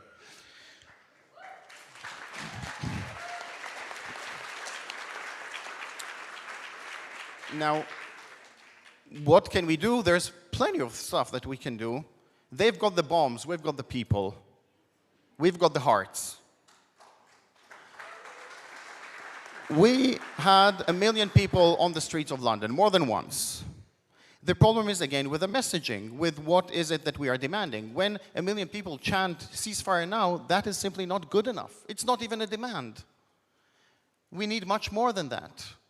If only 1% or less than that took some form of a direct action, we could literally shut down that business of war that is happening in the UK. I personally joined a direct action group called Palestine Action. We went to smash up Elbit Systems headquarters, and they are doing it over and over and over again.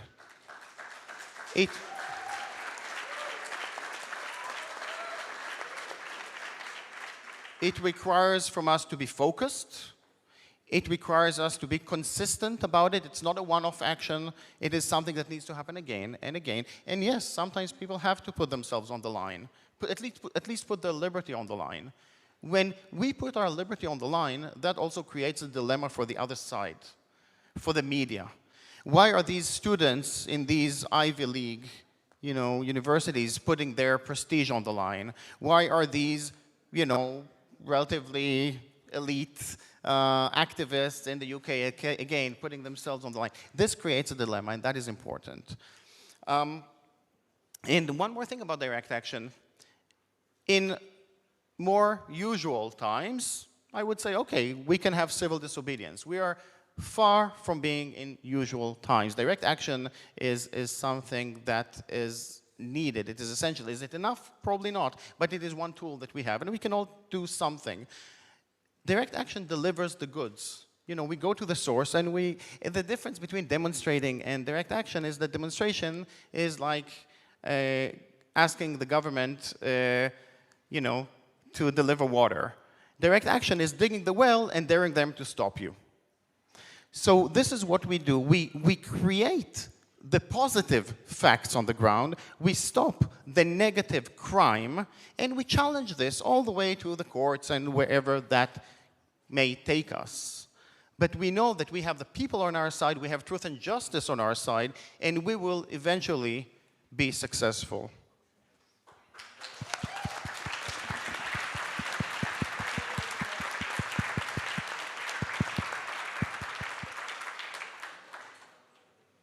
Is this working? I just thought I'll remind you that of the Jewish speakers at this Congress, practically everyone was arrested by the police in one country or another, and some of them in more than one country. This is the kind of example that we need to set up. Jews in Britain, I don't know the numbers in other countries, are 40 times more likely to be arrested by London police than any other citizen. Jews are a small minority, but they have been arrested in enormous numbers, and most of us are still facing so-called justice in our countries. This is an injustice, but we have to accept this, we have to expect it, and we have to use it. And I think that's what we were told now by a very courageous person that joined Palestine Action and spent quite a lot of time in jail, and it's not finished yet. So thank you, dear panel, for an excellent presentation, and please thank the panel before we actually go directly to the other panel, because we are 1 hour and 15 minutes late, I'm told. Okay.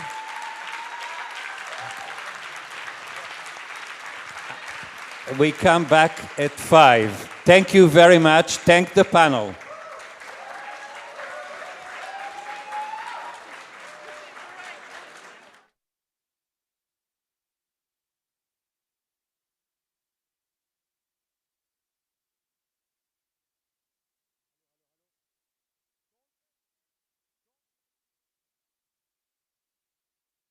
Hello, hello. Yes, danke.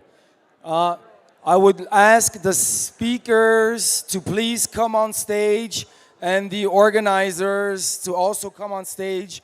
All the speakers, please come on stage, and the organizers. We have about 5 minutes for the speakers to come on stage. All of you, please, for a family photo, a family gathering. The speakers and the organizers, the staff, please.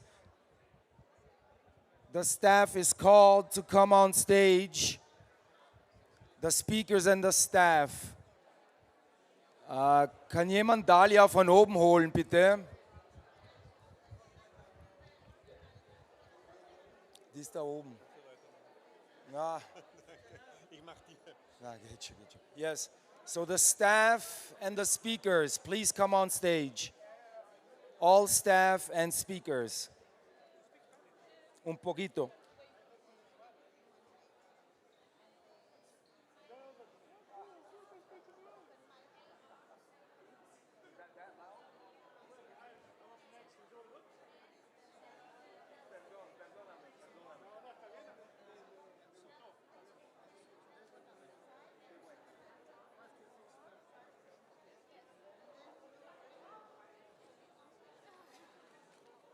Yes, please come on stage. Staff on stage, please. Speakers and staff.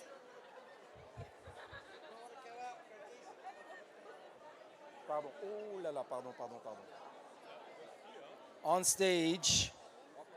Es wird ein Familienfoto gemacht.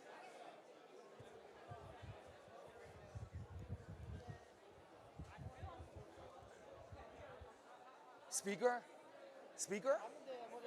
Oh, okay. But still. Yeah, come. No. No. You come. Staff on stage.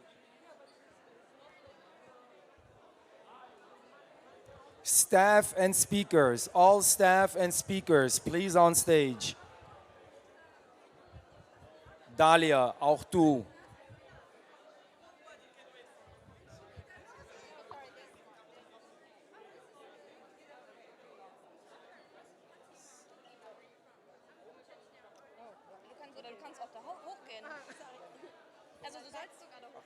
Achtung.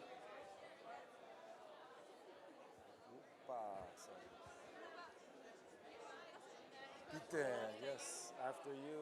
No, no, no, no, no, no, no, no, no, no. Staff on stage, please. Ilan, Ilan is upstairs. No, no, he's not. Irina, weißt, Ilan, ich glaube, der ist oben. Ah, Hamid, servus. Okay. Let me see outside. I'll check outside. Aber nein, er hat keins mehr.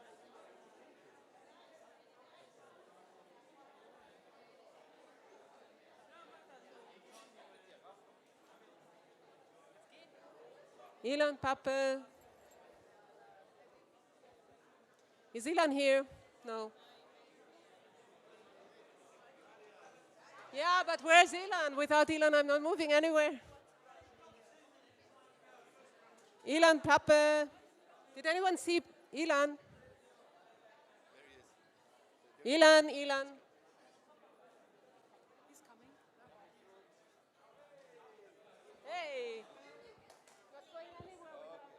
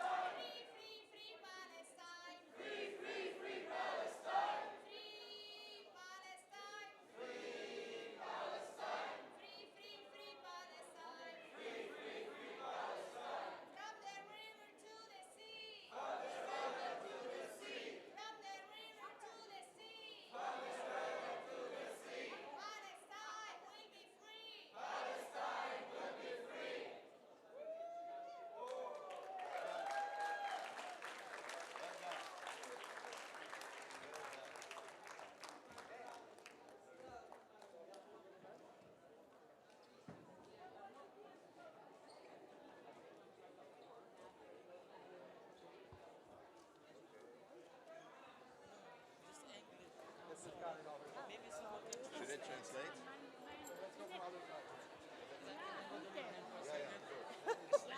Das Problem ist, dass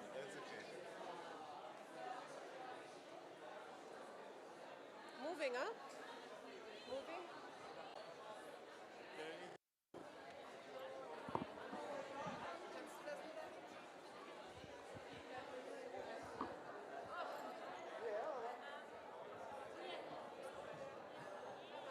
Even feller.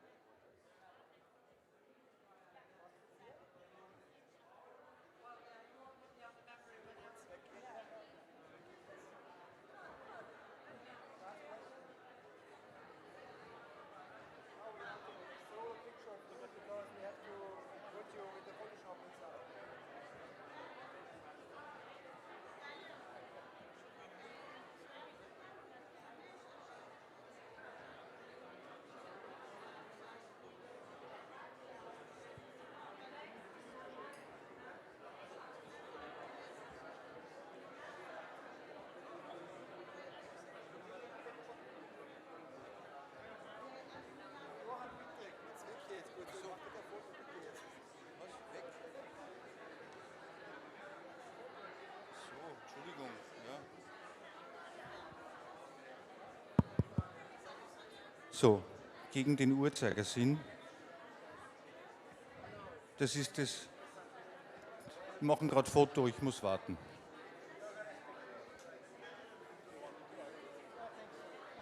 Fotosession.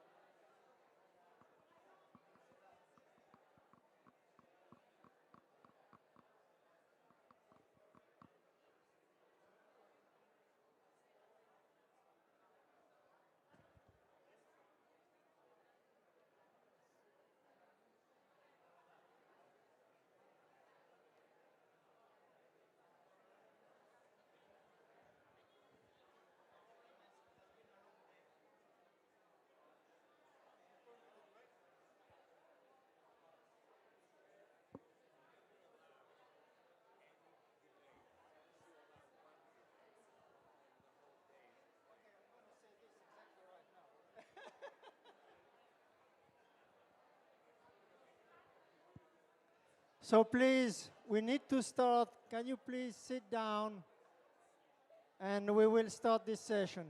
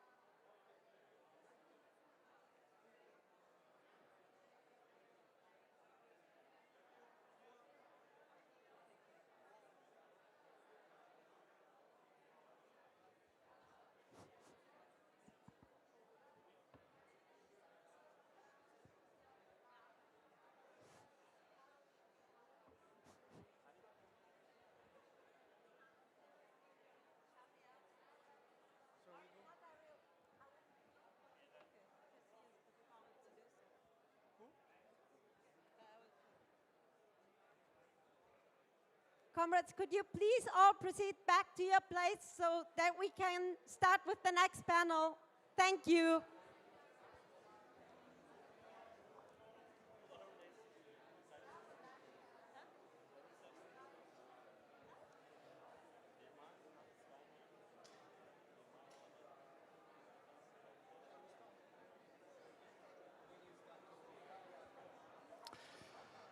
Okay, I know that this is a long day. We have one important session right now. My name is Stéphane Jouteux. I am from France. Before starting this session, entitled Against Zionism and Imperialism, the move to ending impunity, implementing sanctions,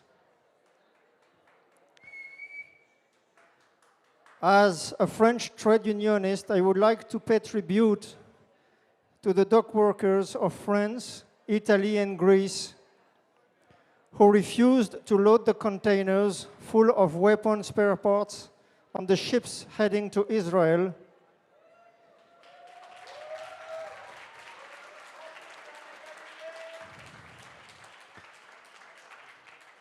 To pay tribute to the Union of the Employees of the Airport Platform of the Charles de Gaulle Airport of Paris, who refused to load the shipment of weapons on board an aircraft heading to Israel to fuel the war and the slaughter of the Palestinian children.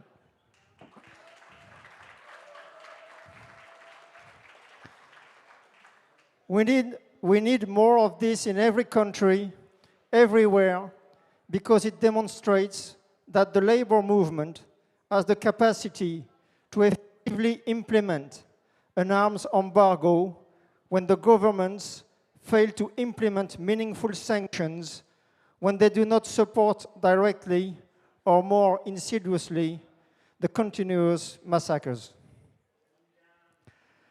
As the spokesperson of the Italian dock workers in Genoa in Italy said 2 days ago, we believe that mobilization on a European and international scale is the only thing that can stop the war.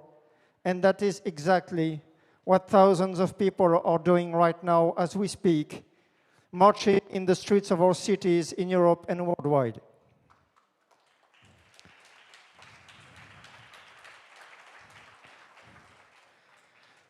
I will now hand over to the speakers, starting with Peter Eisenstein, who is Deputy Chair of the Norwegian Peace and Justice Party, Honorary President of the European Alliance in Defense of Palestinian Detainees, and a member of the Norwegian Jewish Voices for a Just Peace.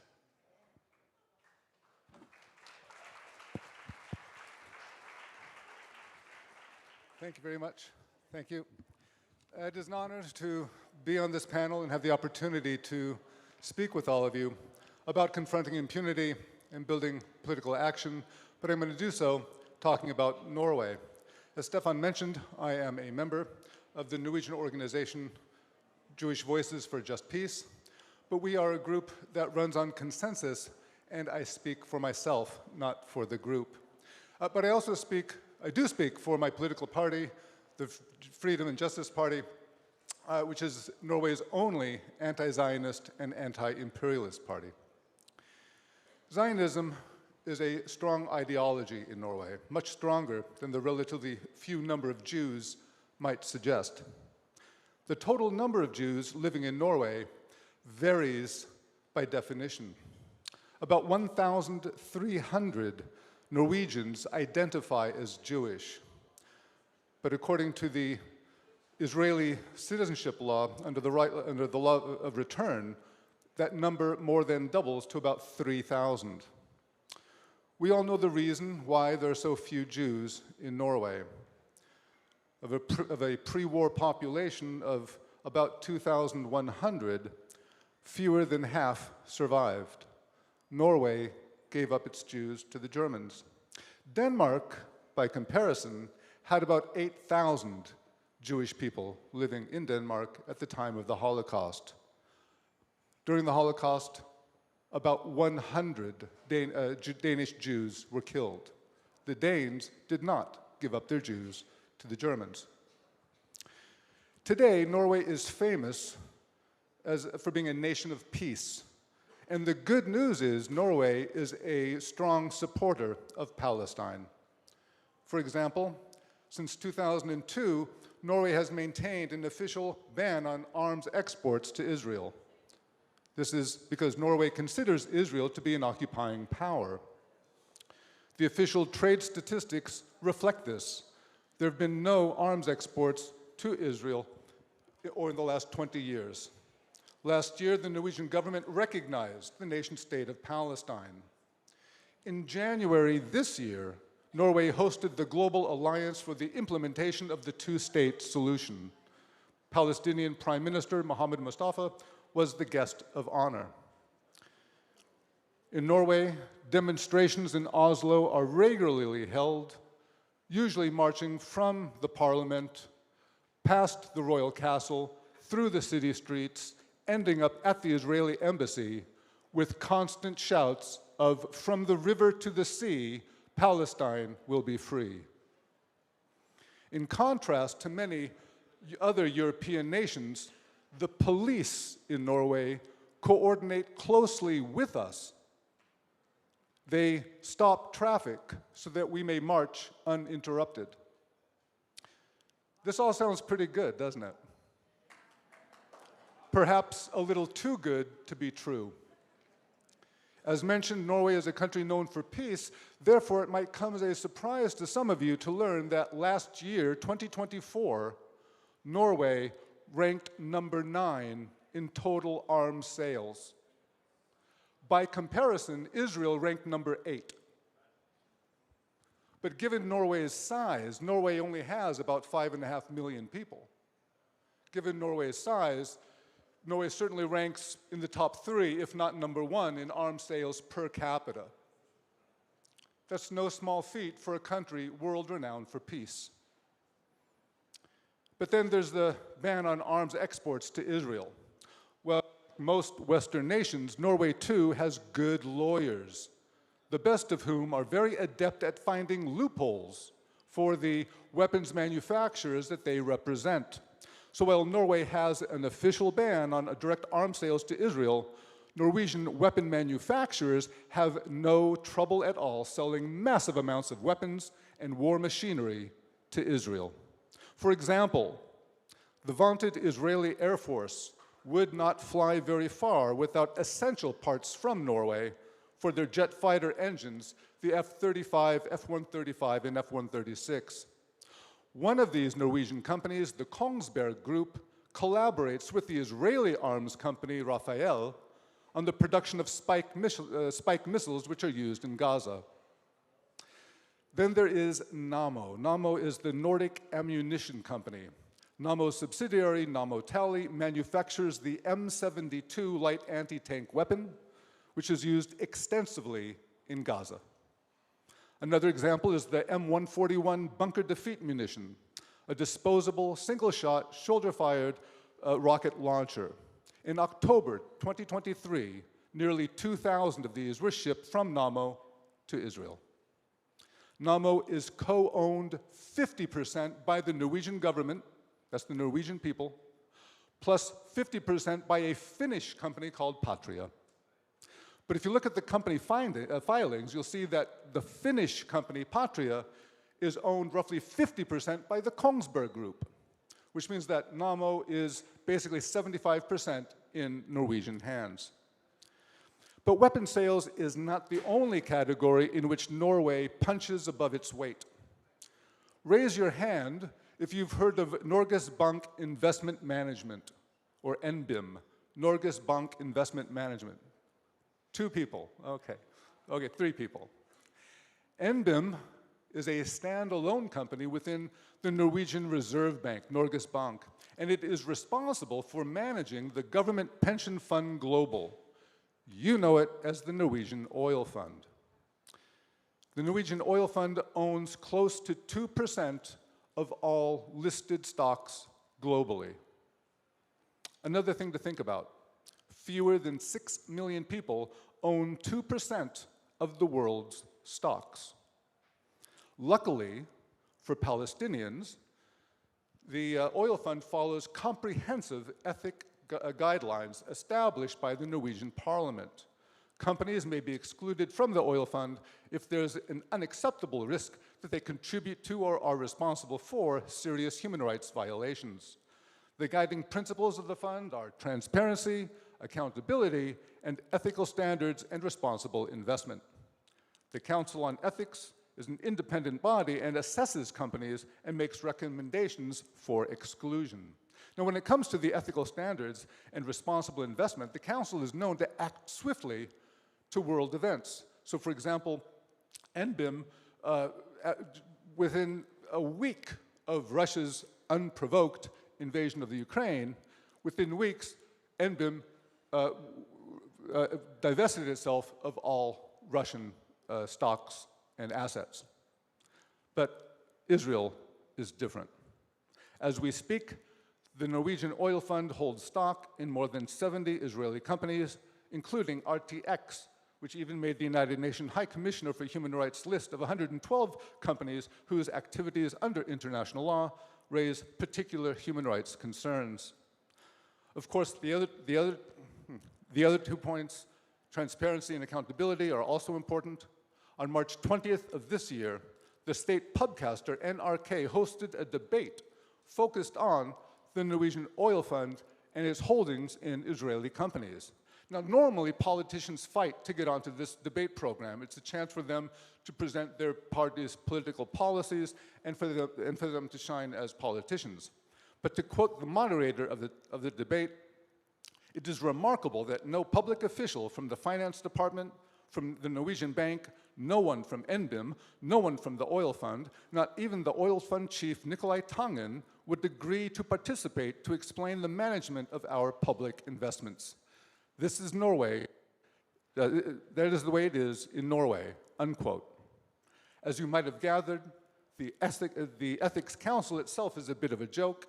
It is not as if they review companies the oil fund is considering to purchase. They review companies only after the oil fund has purchased them. Excuse me.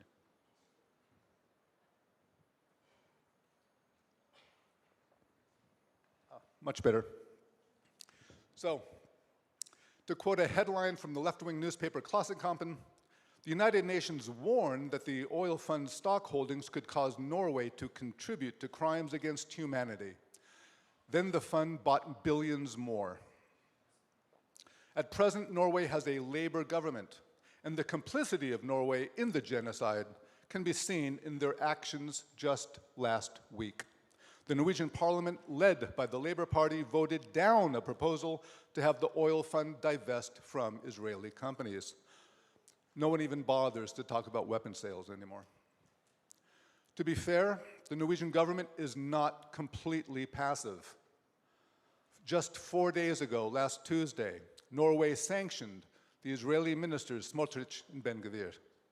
According to the government website, quote, "The sanctions mean that the two ministers are denied entry to Norway," unquote. That's gotta hurt, right? Be it Jews during the Nazi Holocaust or Palestinians today during this Zionist genocide, Norway proves that talk is cheap. The hard business of money over principles has rarely been seen in such stark relief as in Norway today. Now, does this make Norwegian politicians Zionists? I would argue that it does. If not in word, if not in deed, then certainly, if not in word, then certainly in deed. And words don't matter that much to the dead anyway. So when speaking about how to confront impunity and build international pressure through sanctions and political action, my suggestions are not aimed at Israel, not even at the United States, because I believe genocide changes things. Boycotts are good against apartheid, but this is genocide. Divestment and sanctions are good against ethnic, but this is genocide. To paraphrase the title of Haim's wonderful book, "Genocide is a crime like no other." Writing in 1964, the German philosopher Hans Magnus Enzensberger said, quote, "Yesterday's final solution has been accomplished. Tomorrow's final solution is still being prepared. Neither will be the work of individuals, but the work of all. Or it will not be. Without the powerless, the powerful are powerless," unquote. I believe his words were as true then, prophetic even, as they are today. Who are the powerless today? The leaders of our European nations, most if not all of whom are but lackeys to U.S. Change the microphone, okay. Oh, thank you. So just this one on, okay. So who are the powerless today? The leaders of our European nations, most if not all of whom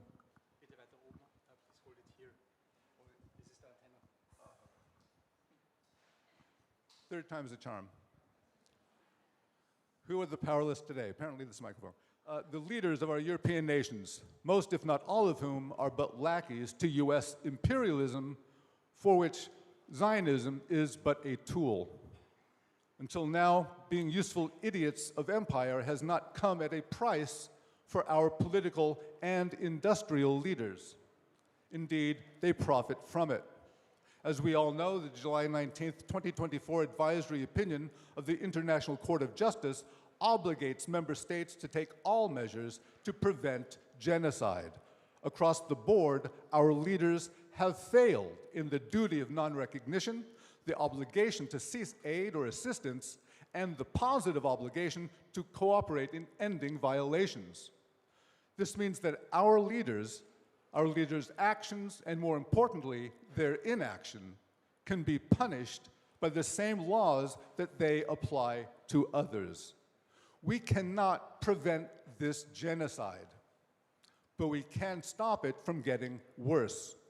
But what we must do is to punish the criminals who are guilty of this crime. Therefore, my suggestion for action is to follow the precept of Scottish conservationist Patrick Geddes: think globally, act locally. Today's standard where our laws do not apply to us must end. And with Palestine in mind, the entire West is guilty, and we must act as citizens. Instead of tilting at windmills, we must aim at our local leaders who commit these crimes in our name. Because unless we punish these criminals, our criminals, in each our own Western country, our leaders, over whom we are meant to have democratic control, unless we punish them, then this crime will be repeated. And if we fail, thank you.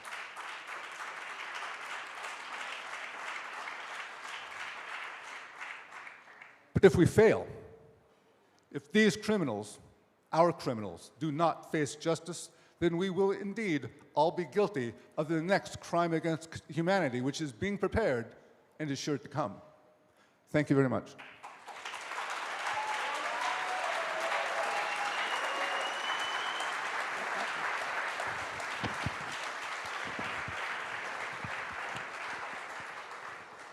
Thank you very much, Peter. I will now introduce our next speaker, Professor Haim Bresheeth Zabner. He is a filmmaker and historian. His book includes the best-selling Introduction to the Holocaust and An Army Like No Other, which I warmly recommend. His films include the BBC Two State of Danger. Haim is the founder of the Jewish Network for Palestine.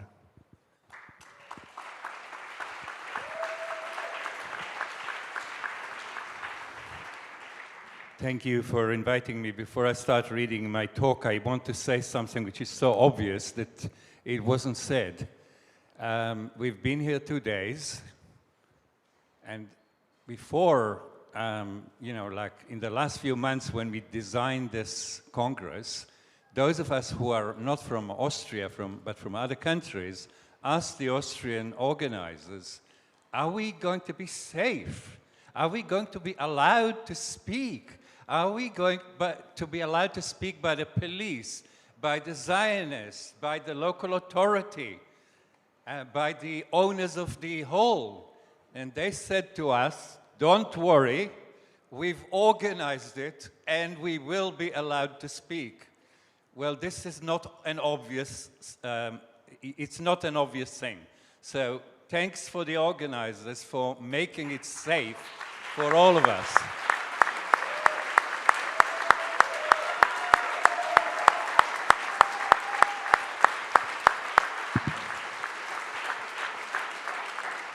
My talk is the time for action is now. In 1948, almost 3 years after the creation of the United Nations, 2 apartheid states were also created. One was South Africa, the other was Israel. Both regimes have treated apartheid very differently, though. The South African government passed its apartheid legislation in the full light of global media interest, constructing a legal wall separating black from white. It was totally unapologetic about apartheid. Israel took a very different line, claiming to be a democracy. But within months of its existence, 800,000 Palestinians were expelled from their homes, towns, villages, fields. This was caused by Resolution 181 in November 1947, partitioning Palestine between its indigenous population and the Zionist colony. It was most unforgivable error in the history of the UN, rash, unfair, and precipitous, giving 55% of Palestine to a third of the population who weren't born there and didn't belong there and didn't own it, causing the Nakba. After the resolution, Zionist militias stormed Tiberias, Haifa, and Jaffa, expelling Palestinians before the beginning of the war. Britain did nothing to stop it. The Palestinian population of most towns were expelled by the Zionist forces before a single Arab army moved to defend them. 2/3 of Palestine was lost before Israel was even created. Yeah, in the months between the resolution passing and the end of the mandate, 2/3 of Palestine was lost. Israel took 78% of Palestine and made 2/3 of the population into refugees. Those who managed to remain in their homes were placed under military judicial regime, which is another way of describing militarized apartheid. After the war, the UN realizing its fatal mistake, passed Resolution 194, requiring Israel to allow all the Palestinian refugees to return.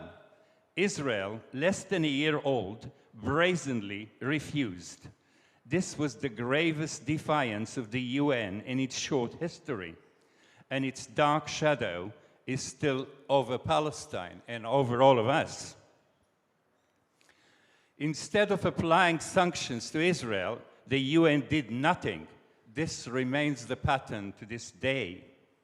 Since then, both the United Nations General Assembly, the United Nations Human Rights Council, and the UN Security Council passed numerous resolutions on Israel-Palestine.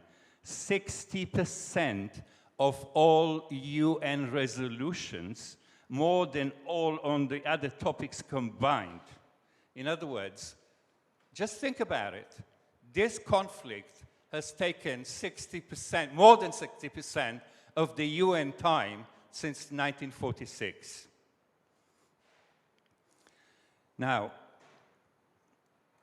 of all the resolutions criticizing countries, demanding remedial actions, half are about Israel.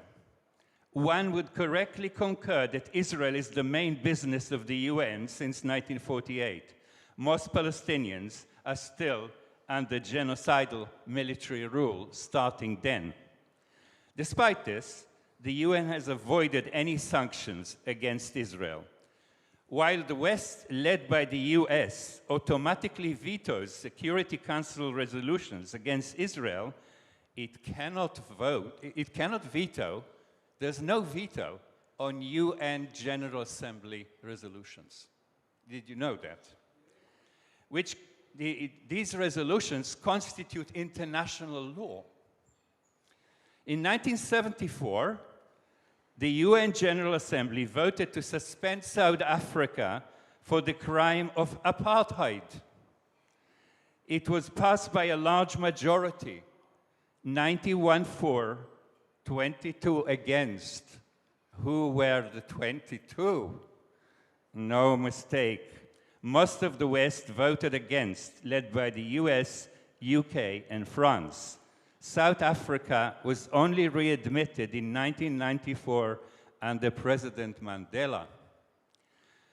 This sanction was never used against Israel. Indeed, Israel committed every imaginable war crime, knowing it enjoys total impunity, and it was right. The West is acting against the rest, shielding, protecting, supporting, and arming Israel in whatever it does: ethnic cleansing, illegal settlement, denying rights to millions of Palestinians, combining genocide and starvation, destruction of medical, educational, and religious sites, bakeries and water facilities, and most housing, of course. Most housing in Gaza, about 90%, was already destroyed. I wrote this paper a week ago, and the numbers then of dead were over 200,000. The numbers this week, since I've written it, are between 400,000 and 500,000 of Gazans that were destroyed, that were killed. This is, we're talking about 2.3 million. A number of us use that million. Actually, there are less than 2 million people now in Gaza. South African apartheid was severe denial of human rights to millions, but it did not involve anything like what Israel is doing in Gaza.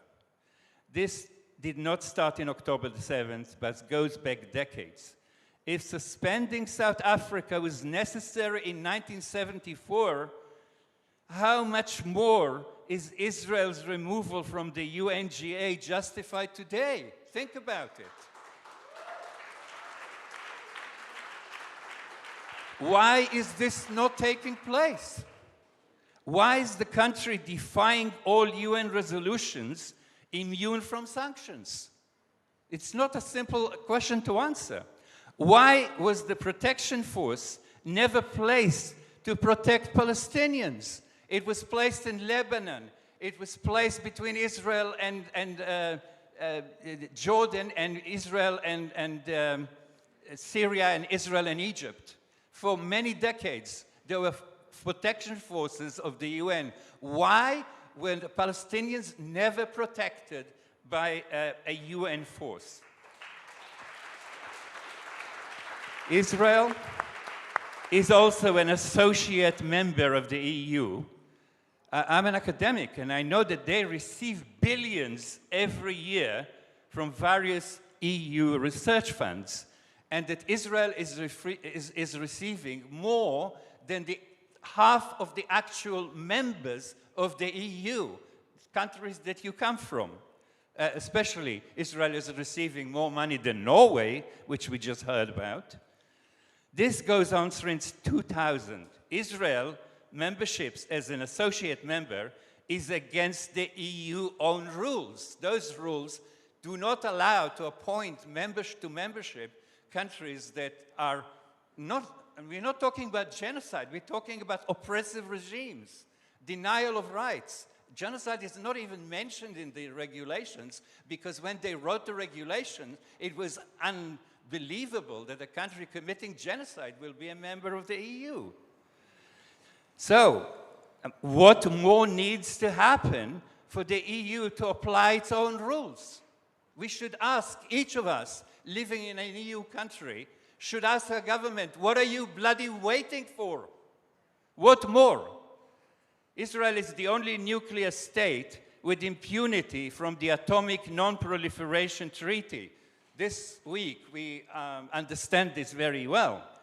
Free from inspection by the IAEA, while all realize that it has some 300 nuclear devices. This is illegal, but Israel is safe, knowing that nothing will happen. Why?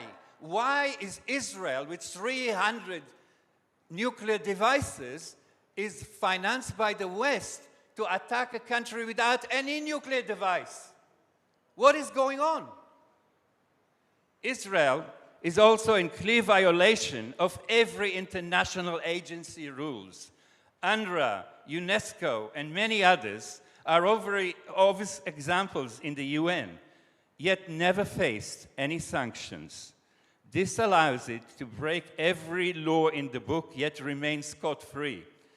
Any legal system which accepts its laws defied over 8 decades without applying sanctions is totally redundant. Any legal system which allows you to do anything you want, it says you can't kill, but if you kill, nothing happens to you, is nonsense, yeah? Israel occupies more than Palestine. It occupies Western political power, all who are its partners in crime. It totally undermines international law and the UN itself, emptying it of any meaning. And to end, why is Israel doing all that? Because it can, because we allow it, because we don't do anything when it breaks the law. Because the imperialist West protects it from justice. A week into Russia's attack on Ukraine, it faced the most severe sanctions the West could apply. Why on earth is Israel immune from any legal redress? Why, when the ICC and the ICJ find against Israel on genocide, is the US allowed to sanction the courts rather than the murderers? What is the world we live in? The judges are now sanctioned by the UN, the UK, and many European countries, while the criminals are invited and financed and honored. Why are our own corrupt politicians allowing this mafia to rule our life? The answer is simple. The West allows Israeli crimes because Israel is part of the Western alliance. As long as the rest of humanity has no voice, this will continue. As long as Zionism exists, anyone's life in the Middle East is never safe. The international community has a range of sanctions it can use by joining the ongoing successful campaign of boycott, divestment, and sanctions.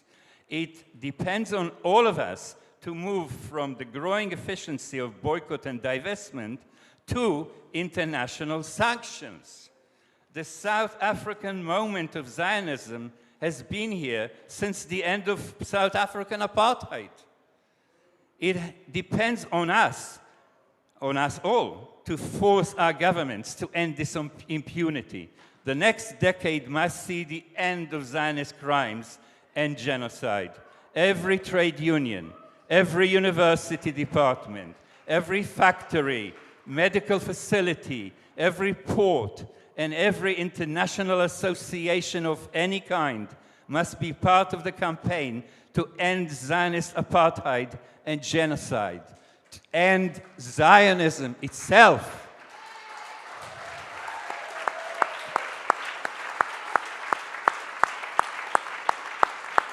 Only then will Palestinians be free.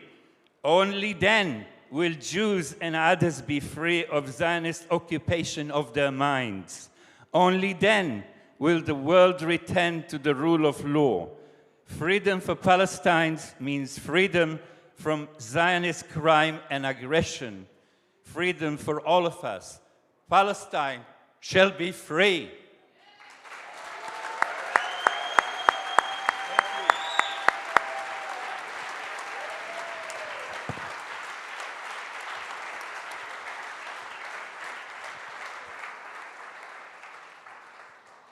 Thank you very much, Haim. Our next speaker will speak in German, so I invite you, for those of you who do not understand German, to take your headset. Let me introduce Tarkan Tek. He is a social scientist, anti-colonial activist, and project manager of the international humanitarian organization Rama Austria. He has written a German book about the decolonization of Tunisia, published in 2024.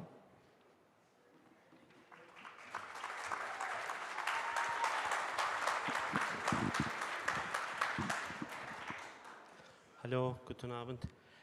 Mein Vortrag Titel lautet der Angriffskrieg gegen Gaza ist zum Laboratorium der internationalen Politik geworden. Palästina ist der Schauplatz des aktuell symbolträchtigsten Kampfes für Gerechtigkeit und Befreiung in der Welt. Die palästinensische Frage ist auch das widerstandsfähigste Beispiel für die Befreiungsbewegungen der Welt, die sich im letzten Jahrhundert gegen den westlichen Kolonialismus erhoben haben, während viele Länder dabei erfolgreich waren, sich vom westlichen Kolonialismus zu befreien. Wird der Siedlerkolonialismus mit brutalsten kolonialen Methoden durch den vom Imperialismus im Nahen Osten errichteten zionistischen Staat seit einem Jahrhundert gegen die Palästinenser eingesetzt. Die Palästinenser erleben seit 100 Jahren alle Arten von Unterdrückung, die kolonialistischen Zionisten, und diese Situation scheint nur durch die Solidarität der Gemeinschaften, Bewegungen und Staaten erträglich zu sein. Die in der Welt nach Freiheit streben, der Widerstand und das Streben nach Freiheit, insbesondere in Gaza, ist eine Haltung, die alle Völker der Welt bewundern. Auch wenn viele sogenannte Experten erklären, dass die Anschläge vom 7. Oktober 2023 den Palästinensern geschadet haben. Und kurzfristig scheint dies auch der Fall zu sein. Sollte man sich zunächst vergegenwärtigen, dass auch andere antikoloniale Widerstandsbewegungen in der Geschichte erst nach langen Kämpfen erfolgt waren. Algerien zum Beispiel, wo der französische Hitlerkolonialismus die Bevölkerung unterdrückte, leistete 132 Jahre lang Widerstand und erlangte schließlich seine Freiheit. Das Apartheid-Regime in Südafrika und seine Unterstützer wurden nach 45 Jahren nach einem ähnlichen langen Kampf gestürzt.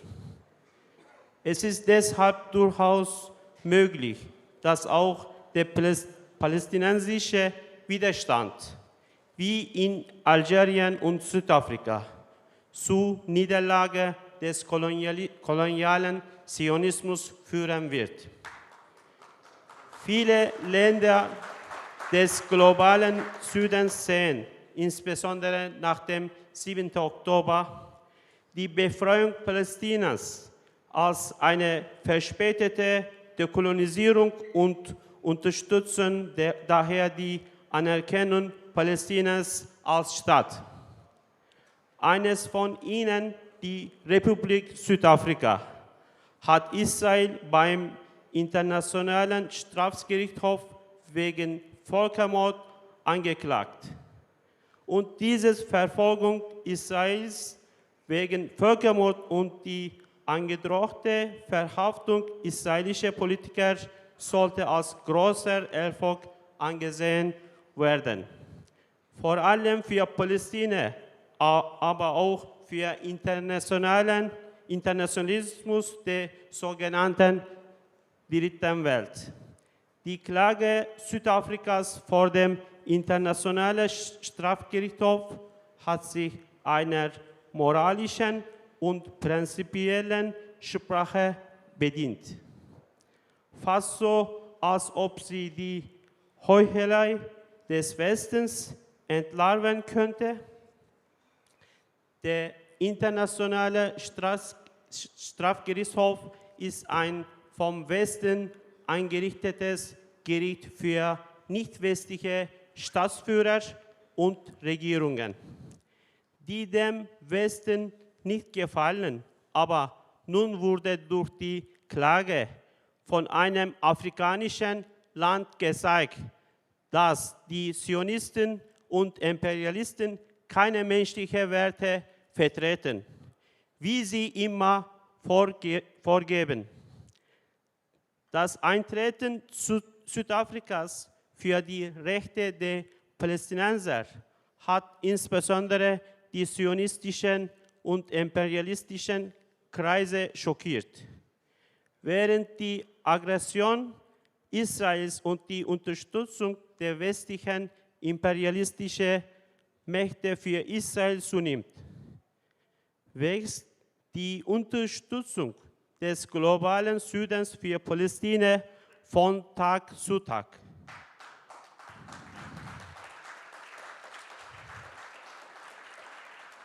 Im globalen Süden wurden große Massendemonstrationen abgehalten, die nicht nur von den Regierungen initiiert, sondern von der Masse der Bevölkerung mitgetragen wurden.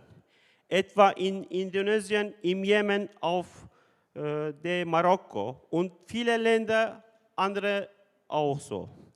Auf der anderen Seite, obwohl es im Süden Massendemonstrationen gibt, haben sich die Medien im Allgemeinen auf die Demonstrationen im Westen konzentriert, die auch ein Beweis dafür sind, dass die Völker der Länder, die Israel unterstützen, oft anders denken als ihre Regierungen.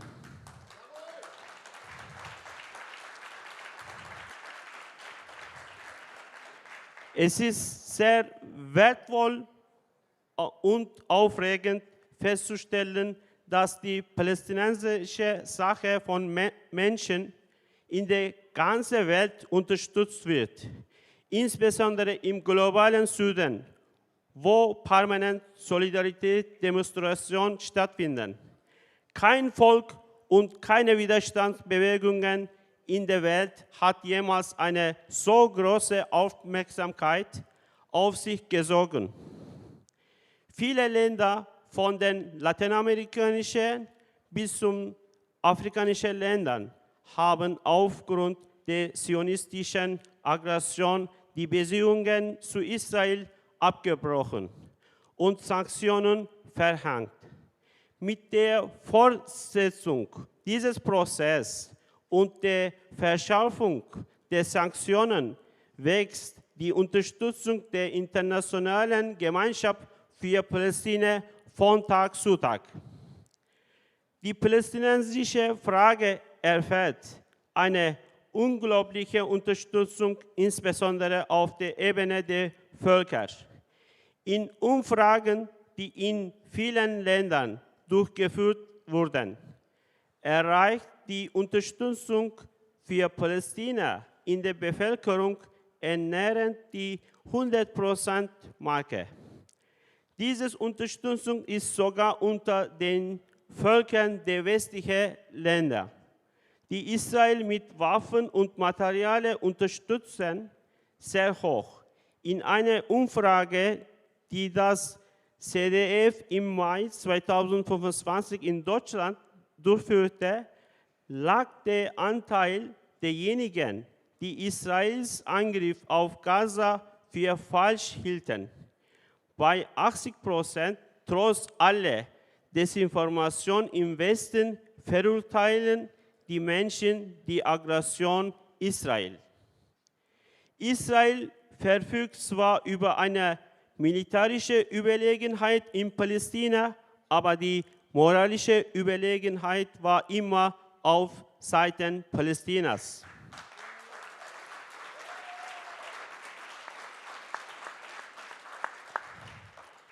Während die Palästinenser mit ihrer Heimat ihre Existenz verteidigen, ist Israel bestrebt, seine Grenze ohne klare Prinzipien zu erweitern. Damit hat es alle Prinzipien und Werte, die dem Westen angeblich so wichtig sind, trivialisiert insbesondere die internationalen Institutionen, die der Westen nach dem Zweiten Weltkrieg zu etablieren versuchte. Die Tatsache, dass der Westen alles in den Dienst Israel gestellt hat, hat auch in der eigenen Bevölkerung ablehnende Reaktion hervorgerufen. Die rassistische zionistische Ideologie, die der Imperialismus, insbesondere die USA und die EU, mit Israel im Nahen Osten etabliert hat, ist in den Augen der Menschen offensichtlich geworden. Die Tatsache, dass die Einheit des Westens und Israels so eng miteinander verwoben ist, fordert die globale antiimperialistische Haltung. Nach der Entscheidung des Internationalen Strafgerichtshofs, die israelische Regierung nach dem Antrag Südafrikas wegen Völkermord anzuklagen, wie auch der Unterstützung durch viele internationale Menschenrechtsinstitutionen, die die Geschehnisse dokumentieren und eindeutig als Genozid deklarieren, stellen wir fest, dass viele pro-zionistische westliche Staaten Israel nicht mehr so vorbehaltlos wie früher verteidigen. Als Zionistischen bietet die Tatsache, dass der globale Süden als moralische und globales Gewissen seine Stimme für die palästinensische Sache erhebt und auch durch die Isolierung des Zionismus und Imperialismus in der internationalen Arena die Möglichkeit, sie sowohl in ihrer eigenen öffentlichen Meinung als auch in der internationalen Arena Verantwortung zusichern. Deshalb sollen wir uns international vernetzen und organisieren, um Israel und seine Unterstützer, die USA und die EU, politisch, wirtschaftlich, kulturell und diplomatisch zu isolieren und mit Hilfe der internationalen Völker Sanktionen gegen sie verhängen.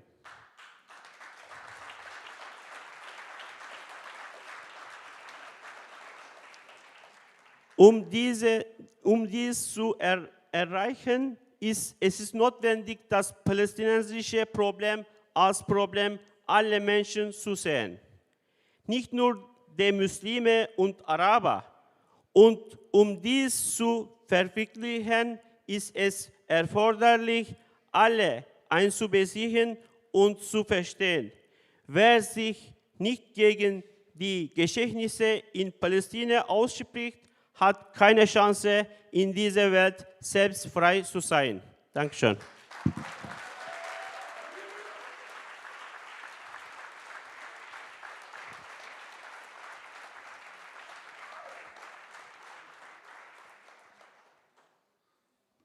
Thank you very much, Barkan.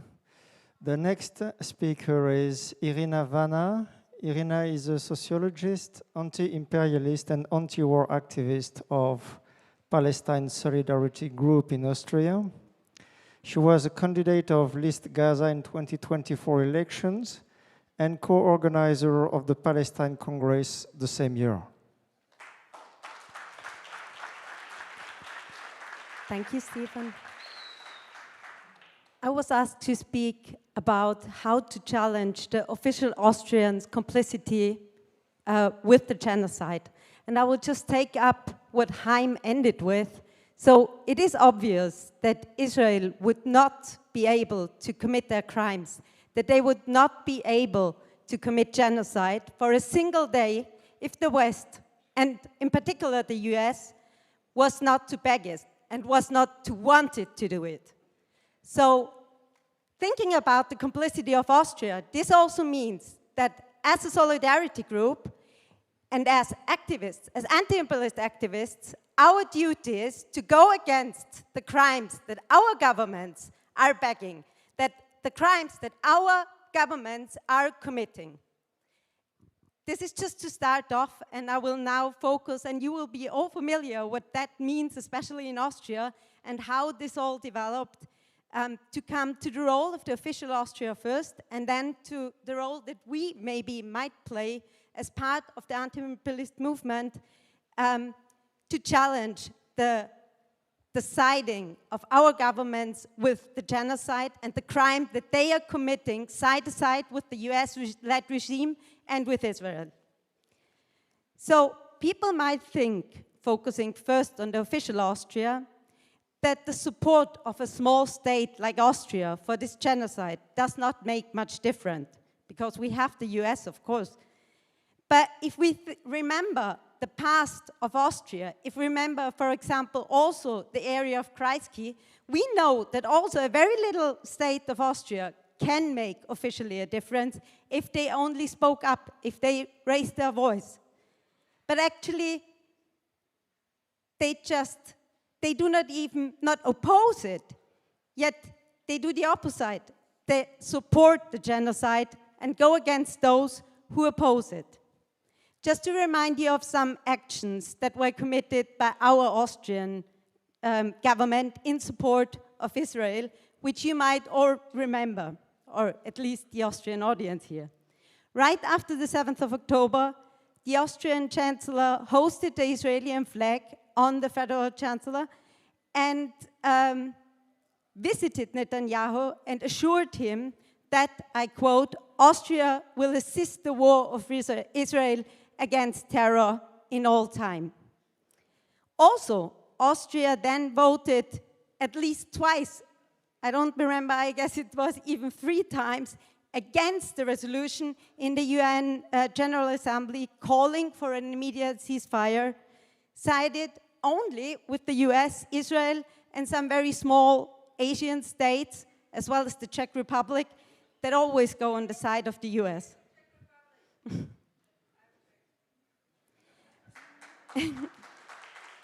And also, payments to the UNRWA were immediately stopped by Austria when Israel asked for it, not even questioning if there was any evidence to it. And within Austria, this is also cited by, as we heard before, going against the resistance. And I'm not only speaking about going against the people who are on the street and against the movement, I'm also speaking of how they go against and they use like their anti-terror war for going against, for example, the main forces of the Muslim population here in Austria, and the anti-Muslim actions that they took over the years, culminating, for example, in the so-called Operation Luxor, a police operation in 2020 mainly targeting members of the Muslim community active in the pro-Palestinian solidarity. All of that didn't hold on the justice court, but still the members are traumatized of what happened to them and how the police went against them. However, Austria's connection with Israel is not only a political one. It also manifests itself in arms deals, which is a clear breach on Austria's constitutional neutrality, of which we've heard before, and places Austria officially on the side of the countries enabling this genocide. And I just want to name two aspects or two facts here.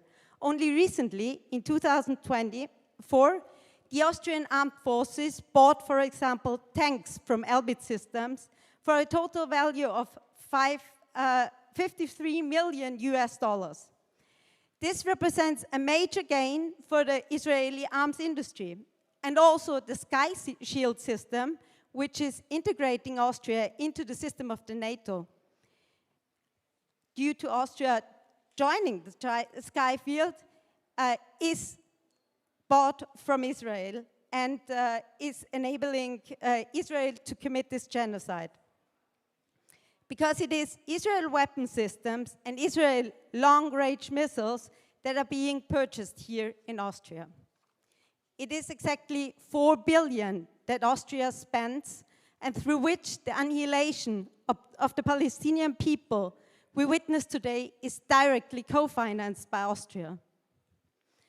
All this builds, formally seen, on the so-called strategic partnership signed in 2022 between Israel and Austria, focusing on intensifying economic ties as well as cooperation on so-called security matters.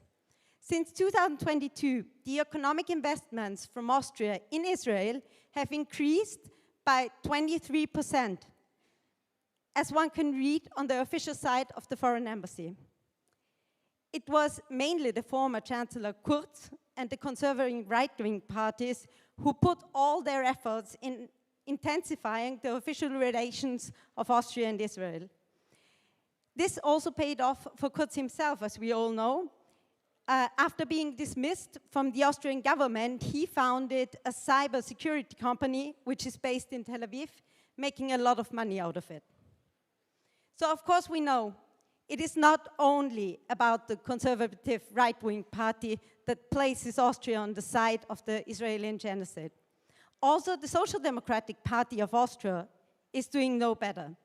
They are, for example, responsible for the official statement of the city of Vienna, which was already released in 2018, in which the false condemn of the BDS campaign as anti-Semitic was launched, proclaiming that they should be given no space on the streets, events, and whatsoever exhibitions because they were accused of being anti-Semitic. It is for them, if it was for them, the former Chancellor Kreisky, so one of their most outstanding representatives during the Second Republic, who recognized the Palestinian resistance organizations at its time as a partner to cooperate with the PLO, and their fight for a just peace in Palestine, I guess today he would be put on trial for terrorism by its own party members. Yet, this is only the position of the official Austria. And we all know, and this Congress is part of it, that in the view of the cruel and inhuman conditions created by the Zionist state in Gaza, Israel lost a lot of its credibility, even also among some of the people in the West who formerly supported this Zionist ideology. Worldwide, and especially in the global south, as we just heard from Barkan, billions of people are moving in solidarity with Palestine. Gaza has become a symbol of the injustice of the US-led system that for decades covered the world, and especially the Arab world, with war. In the view of the most inhuman actions we see every day happening in Palestine, the annihilation and starvation of a population, in the view of this ongoing rearmament efforts also of the European Union, of the so-called Readiness 2030 Treaty, in the view of the EU actions taken also against the refugees who are dying at the borders of Europe, and all the stories of the so-called peace union they tried to convince people of, and as they put it, a bastion of democracy and human rights, are for a growing majority of the people, also here in Europe, no longer credible. And without its covering mask that they put on, the European Union and the US stand blank, as what they have always been, an alliance of the powerful, of the imperialist forces, military and economically directed against the people and the interests of the majority of the people in the global south, but also in their own countries. And Gaza, with all the people who joined forces against the crimes that are committing there, has also become a very strong symbol, therefore, of the growing resistance against this regime.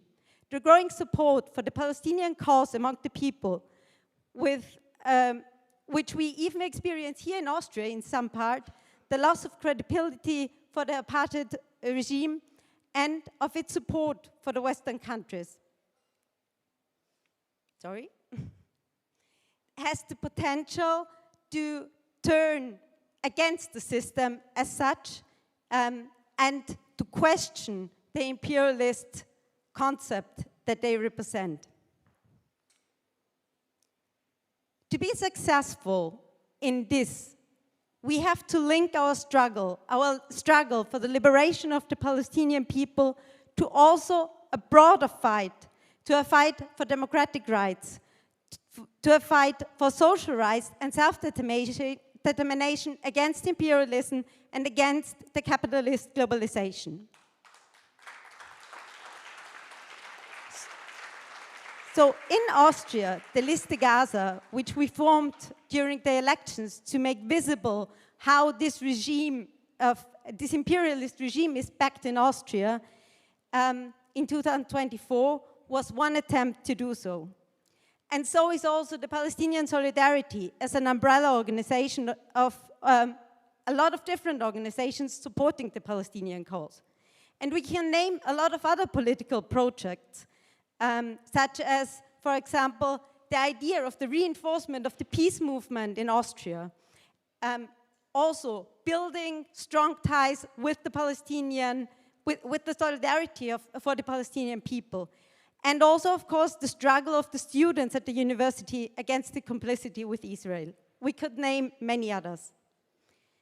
All these actions are an attempt to build a political opposition for social justice, for peace, and for democracy. Defending also, especially in Austria, because we heard before from Peter that it is important to think globally, but also to act locally, defending Austrians' constitutional neutrality, turning it against those who are, with their support for the genocide, are breaking constantly our constitution. So we need, if we want to join forces, defend the basic democratic rights here against bans of the demonstrations and the criminalization of opposing forces. We need to go against investments in the armament and of the war. breaking up the strategic partnership, especially here in Austria, and of course also the association treaty that was mentioned by Haim before. We have to ask for investments that are important for the majority of the people instead of this ongoing weaponization, which is driving us directly into a third world war, as it seems. So we need to go also against the policy of embassy images, which we witness towards our Muslim friends especially, and to find a common social and democratic opposition, to build an alliance here in Austria, but of course also globally, in solidarity with all the people going for the right things on the street, going on the streets against the genocide, especially in the global south, and joining forces with all the global anti-imperialist forces in the world.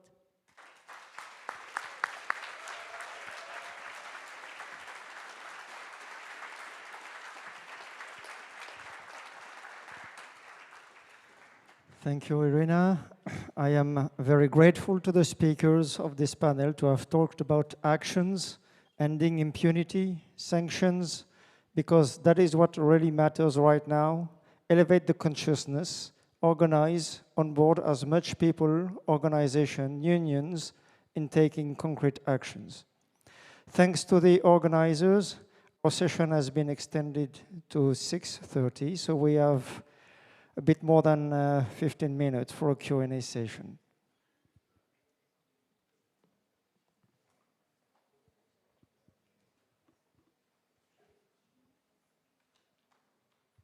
Yes, sir.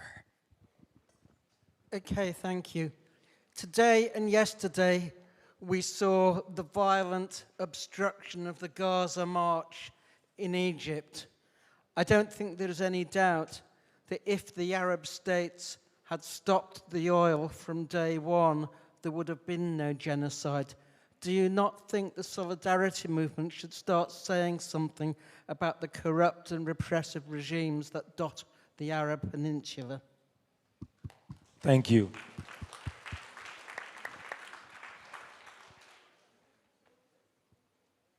Hello, yes, Peter Eisenstein actually put his finger on it, that the ICJ has given very clear rulings about the responsibility of the West to stop the plausible genocide. And we have all the rulings of the ICC. We have the whole of international law on our side. We can go on demonstrations. We can go on the streets.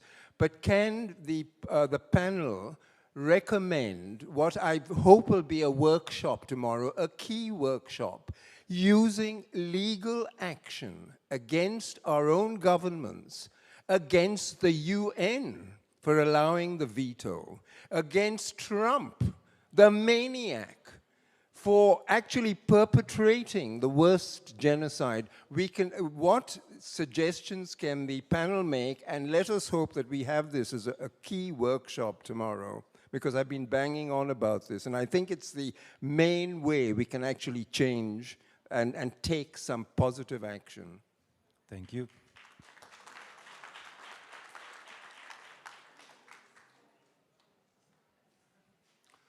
Hallo, Irina, ich habe eine Frage. Du hast gesprochen, als hätten wir noch Reste der Neutralität in Österreich. Ich sehe dafür keine Anhaltspunkte. Vielleicht kannst du das ausführen, was du meinst, wenn du sagst, die Neutralität verteidigen. Weil wir sind längst Teil des westimperialistischen Blocks, meiner Meinung nach. Dankeschön.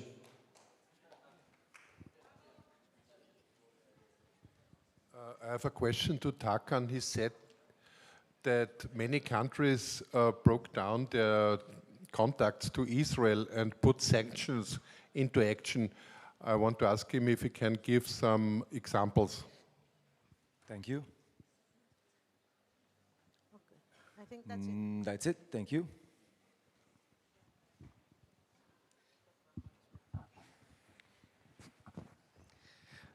Okay, thank you for the questions. I will ask the different speakers to take those questions within 3 minutes approximately, if you can. Thank you. Who wants to start?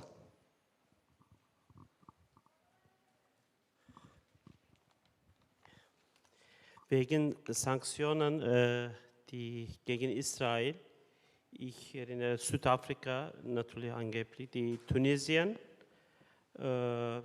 Türkei und natürlich die viele arabische Länder, Jemen, wir wissen schon, aber manche afrikanische Länder, ich erinnere momentan nicht, aber 7 oder 8 Länder direkt abgebrochen, die israelische Botschafter und natürlich, wir wissen schon die Kolumbien, Irland, ja, ich erinnere jetzt 7 oder 8 Länder, aber gibt es so viele. Ich werde, wenn es okay ist, auf Deutsch antworten. Okay. Ich glaube, ich habe mich sehr klar ausgedrückt, dass ich auch der Meinung bin, dass Österreich ein ganz wesentlicher Teil des imperialen Blocks ist und dass sie auf der Seite Israels stehen. Ich habe mehrere Beispiele davor gebracht. Nur, wir dürfen nicht vergessen, welche Bedeutung die Neutralität als Teil unserer Verfassung für einen Großteil auch der österreichischen Bevölkerung weiter hat. Und deswegen ist es ein wichtiges Instrument, das wir nicht einfach verschenken dürfen, um eine Friedensbewegung aufzubauen, um die Leute auch dafür zu erreichen, dass sie für das, was die Neutralität, wofür sie auch steht, die verfassungsmäßig garantierte Neutralität, dass das ein Vehikel ist, das als Friedensinstrument genutzt werden kann und das von unserer Regierung missbraucht wird. Das ist alles, was ich sage. Wir dürfen ihnen nicht den Spielraum lassen, zu sagen, sie betreiben aktive Neutralität, was auch immer das bedeuten mag.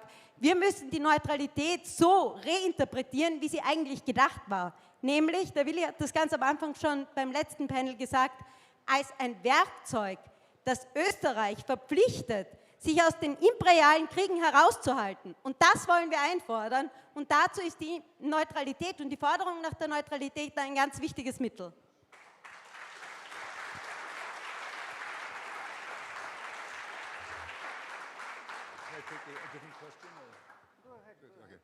I just wanted to talk to Tony's question about focusing on the corrupt Arab regimes in the region. And I think this really is extremely important because that, in some respects, that's exactly what Israel is. Israel is a lightning rod for attention so that United States imperialism can take place around the whole area. So all the attention's on Israel, protected by Zionism, protected by this idea of anti-Semitism, while these corrupt... I mean, this goes back to the British custom of having an Arab facade, right? Well, this is what those Arab regimes are now. They're just an Arab facade. So it looks to the world like some Arab is running this country, when in actuality, it's to the benefit of the United States imperialism. So, but every country in the West plays a certain role, right? That's what I was on about with Norway. No, I mean, think about it.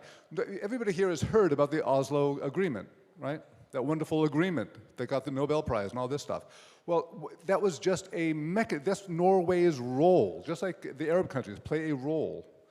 And it was interesting is that about 10 years ago, the government wanted to have do a research project on the Oslo Agreement.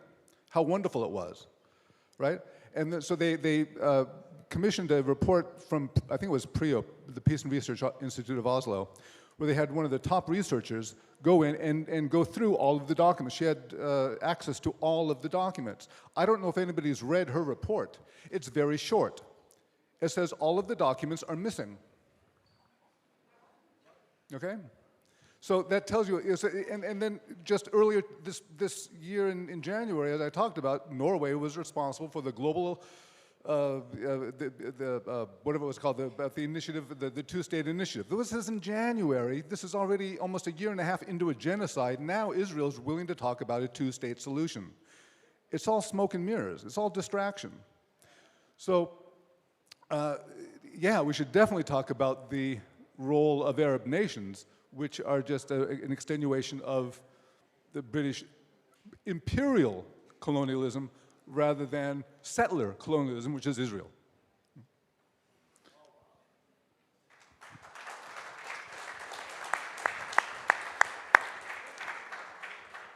I'm surprised that most of the questions are about law. Of course, the law is the law. So we have to use it because we haven't got another law. We have to use our laws locally, we have to use international law, and we're doing it, and we will continue to do it. My legal friends, including Francesca Albanese, that we all admire enormously, describe international law as part of the problem than part of the solution. And they are using the law. They are using the law brilliantly, but they're not blind to its limitations. So let's talk about neutrality.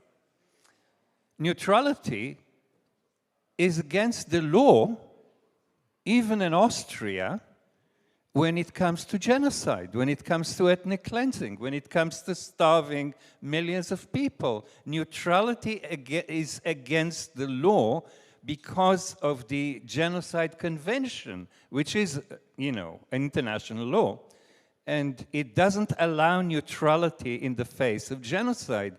Anybody, a person, an institution, a university, a union, and indeed a state should never be neutral in the face of genocide. It's their duty to prevent it. It's their duty to bring citizens and institutions to court. There is no neutrality in the case of Gaza. There is no neutrality of any human being, not just in Austria, in the case of Gaza. So even on legal grounds, this is total nonsense. Let's kick it out of court. The ICC and ICJ, well, I live in a country which is calling itself a democracy and probably is unique in employing a prime minister who is an international jurist. He's a human rights lawyer. I don't know any other country that is led by a human rights lawyer. What did it lead to in the case of Britain in less than a year? I already told you that Jews are already 40 or 50 times more likely to be arrested when they support Palestine. So this human rights lawyer has directed, he was once the public prosecutor. He has directed his own public prosecutor, who is actually Jewish and also an international lawyer and jurist, to arrest Jews, Palestinians, and others who support Palestine. This is against the law. This is a lawyer taking human rights from his people, yeah? So, what can we do about it? Well, what we can do about it is not just take him to court, and nobody did take him to court. What we can do is direct action. We surround Parliament with a red light. We are coming every day to Parliament, every day, to remind Parliament, this criminal organization that is running Britain, that kind of a big club of the elite, that they are actually acting against the law. We, occupy illegal factories which produce arms for Israel and send the arms for the F-35, for example, that bombed Iran. Without the British parts, the F-35 couldn't fly. So what we do is direct action. 3 times more than 1.5 million people marched in London. That's what we do. We should actually stop the companies operating by direct action. That's not to say that we don't act through the law, but it's not going to work anywhere. And lastly, about the Arab regimes. Of course, we need to speak day and night about the Arab regimes, but just remember that 14 years ago, the whole Arab East and West and North Africa was marching against their rulers, what we call the Arab Spring, and it's a bad name. They called it the Intifada. So this Intifada didn't work, okay? A lot of the people are still in jail by those bastards that run countries in the Arab East. You've heard what Ramzy has to say about them, what everyone has to say about them. But most importantly, you heard what their own population has to say about them. In the Egyptian jail, Alaa Abdel Fattah is sitting now for almost 6 years. He actually got 5 years, but they don't accept it. They still keep him. He's been on more than 100 days of hunger strike. His mother is hunger striking in London. She hunger striked for 269 days. And the doctors said that she cannot be alive. They check her, and the measurements say that she cannot be alive. She is still alive. I hope she continues to be alive. This is what people in the Arab East and South have come out into the street and said to their tyrants, we don't want you. We want democracy. They were more courageous than any other population on earth. This is what the Arabs are saying.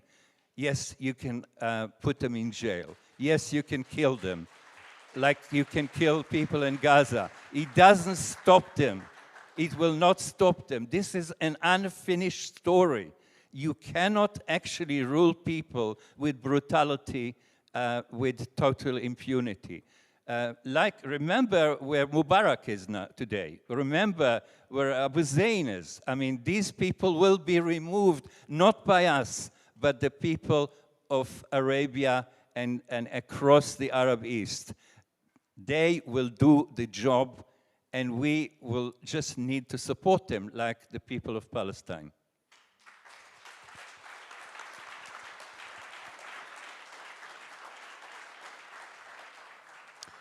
Thank you very much for your feedbacks. This is so important that we will continue this discussion tomorrow. For the moment, unfortunately, we have to skip the break and continue right now with the open mic session. So please stay seated. And this discussion on the concrete actions that we can take together will continue tomorrow. Thank you.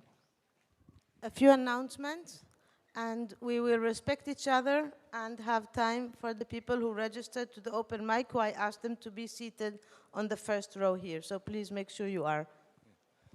Just two quick announcements. We have on the 28th of June this mega demo that we are organizing, and it would be very, very nice if you and your organization can mobilize as many people as you can and come on June 28th at 3 p.m. at the Westbahnhof Christian Broder Platz.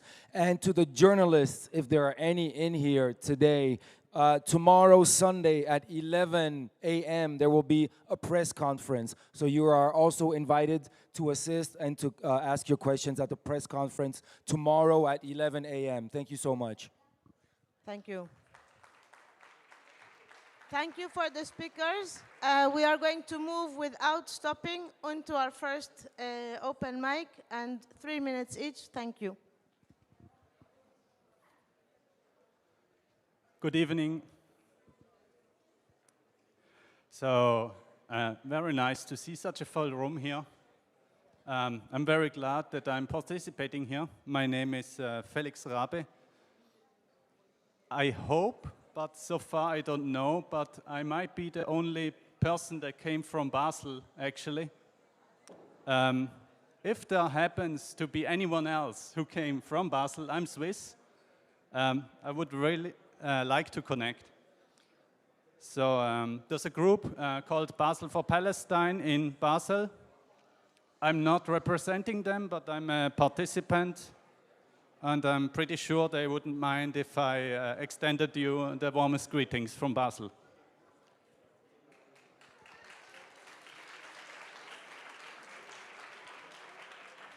So A small topic I want to quickly speak about very shortly is unity. I think we all have...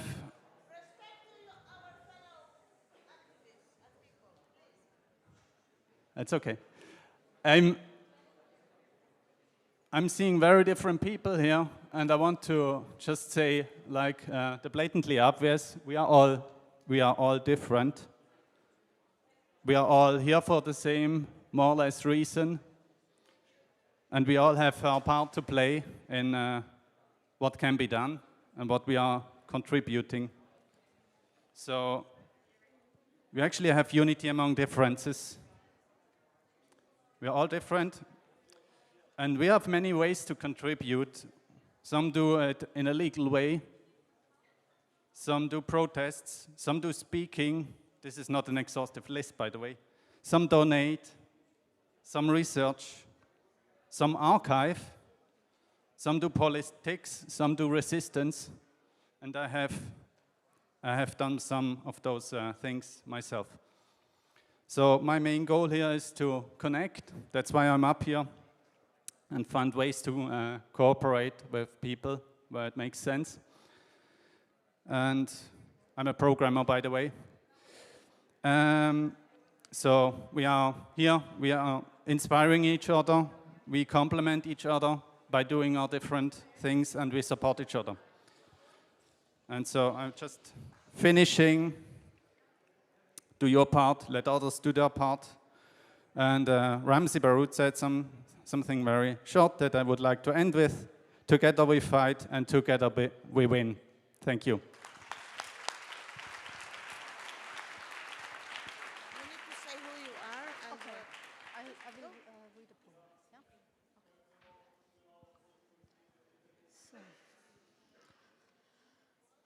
Liebe Teilnehmerinnen und Teilnehmer, mein Name ist Dadoo, ich bin Psychologin und Aktivistin der Liste Gaza, Stimmen gegen den Völkermord, die letztes Jahr zu den Nationalratswahlen in Österreich angetreten ist.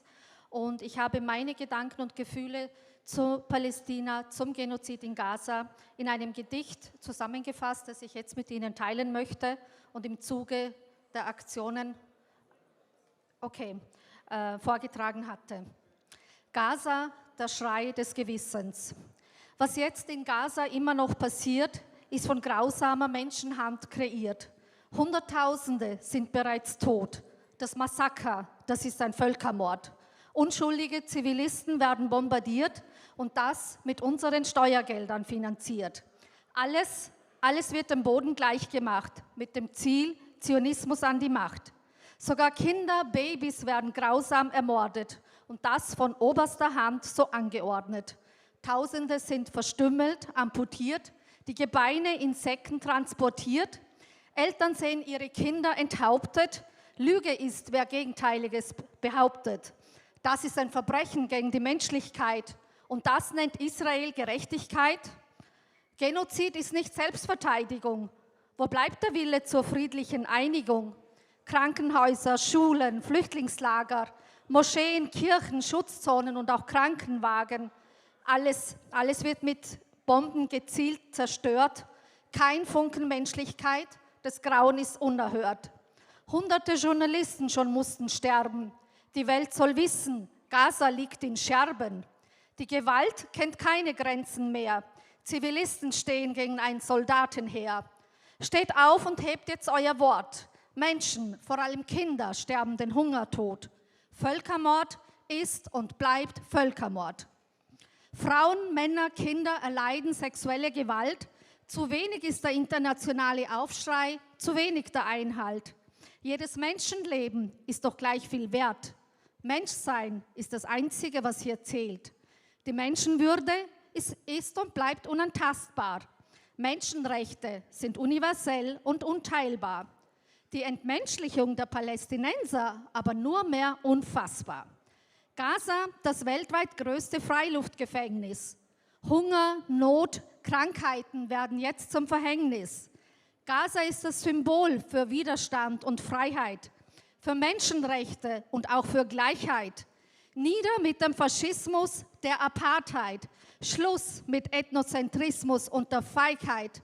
Opfer sind Menschen und jedes eins zu viel. Hier gibt es keine Seiten. Menschsein ist der Deal. Vertreibung, Enteignung ist keine Selbstverteidigung. Checkpoints, Siedlergewalt, ethnische Säuberung, Schikanen, Rassismus, Apartheid sind Tagesordnung. Wie viele Generationen müssen denn noch leiden? Israel lässt sich niemals nichts ankreiden. Gaza weint, hat kein Wasser und kein Brot. Menschen, Tiere sterben den Hungertod. Kinder werden lebendig verbrannt, ihre Schreie in unsere Herzen gebrannt. Das Leid Palästinas schreit zum Himmel hoch. Muslime, Christen, andere leiden gleichermaßen doch. Jüdinnen und Juden sagen lautstark, nicht in unserem Namen. Nein zum Zionismus, sagten doch schon die Ahnen. Nie wieder heißt nie wieder für alle. So tappt nicht in die Antisemitismusfalle. Wegschauen, leugnen oder schweigen ist Komplizenschaft am Genozid und am Leiden. Darum gab es die Liste Gaza in Wort und Tat, die Stimmen gegen den Völkermord im Nationalrat. Wir fordern die Einhaltung der Verfassung, Waffenstillstand, Neutralität laut Rechtsauffassung. 3-mal stimmte Österreich gegen den Waffenstillstand. Ich frage, warum? Warum gilt nicht den Unterdrückten unser Beistand? Antizionismus ist nicht Antisemitismus. Wir sagen Nein zur Besatzung, Apartheid und Kolonialismus. Widerstand gegen Völkermord ist sicher kein Terrorismus. Solidarität mit Unterdrückten wird kriminalisiert. Insbesondere die Musliminnen sind stigmatisiert, von Medien und Politik stark diffamiert. Wir fordern diesem Anti-Islam-Kurs ein sofortiges Ende, Stopp der Instrumentalisierung und eine dauerhafte Wende. Wir fordern die Wahrung der demokratischen Rechte, Meinungsfreiheit im Widerstand statt Meinungshetze, Stopp der militärischen, wirtschaftlichen, politischen Unterstützung. Österreich, liebes Österreich, sag endlich Nein zur zionistischen Beschützung. Die Geschichte lehrt das nie wieder. Die menschliche Pflicht, jetzt und wo nötig, immer wieder. Wir sind Stimmen gegen den Völkermord. Wir brechen das Schweigen für alle, die sind mundtot. Als Menschen sind wir alle zutiefst betroffen, so lasst uns agieren und auch weiter hoffen. Freiheit für Palästina ist Freiheit für die Welt. Und Menschsein ist das Wichtigste, was jetzt zählt. Free, free Palestine!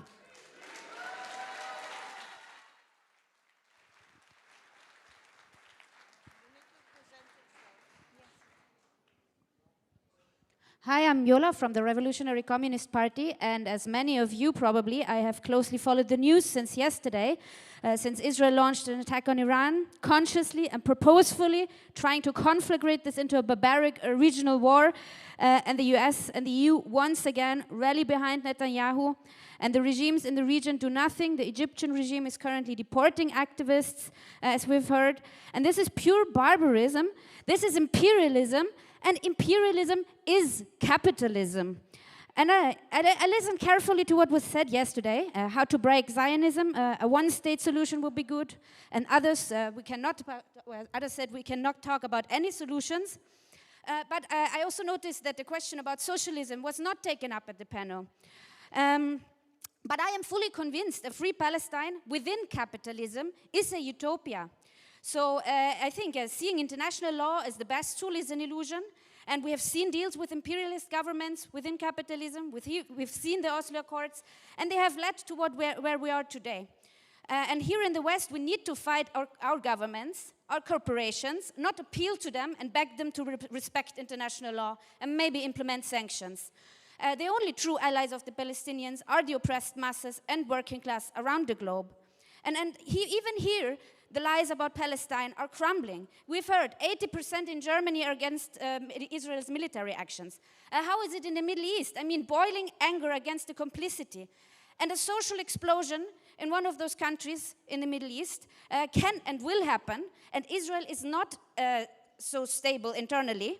So a successful revolution in any one of those countries would completely transform the situation. It would open the way for a liberation of Palestine on the basis of control by the masses over the process, not the capitalists, not the current politicians and regimes. And this can have a big impact inside Israel as well and give way forward to actually split Israel along class lines. I mean, yesterday was this discussion about the possibility or impossibility of Palestinians and Jewish Israelis ever living together in the region again. And it made me think about also the mistakes of the past in Germany and Austria, because it was said correctly that no politician in Western Europe appealed for the Jews to return, and this gave this huge impetus to Zionism after the Second World War. But of course these politicians did not appeal for the Jews to return, and if they did, this would have been a very questionable invitation, because you cannot heal the wounds of a genocide by leaving basically the same people and same corporations in power behind the scenes. The denazification in Austria and Germany was a joke. Why would anyone return and trust these governments if you do not break with the system? And to be clear, it was the betrayal of the reformist, social democratic and Stalinist communist parties that made this possible, because there was a revolutionary wave in Europe after the Second World War, but they chose to support to rebuild Europe on a capitalist basis and to export basically that's the Jewish problem to Israel. So I think that we have to say the basis of Zionism is capitalism, is private ownership over land and factories, and to expropriate the capitalists is a necessary condition for liberation. And for, okay, last thought, for here this means really that we have to argue all the time that we must say to the working class in Austria as well that they do not benefit from Zionism. They do not, because the same governments who are pushing austerity here in Europe are using this money for the biggest militarization drive since World War II. So austerity here means bombs in Gaza, and we really have to overthrow our governments and corporations here, down with Zionism and down with the Austrian government. 3 minutes. 3 minutes. Yeah.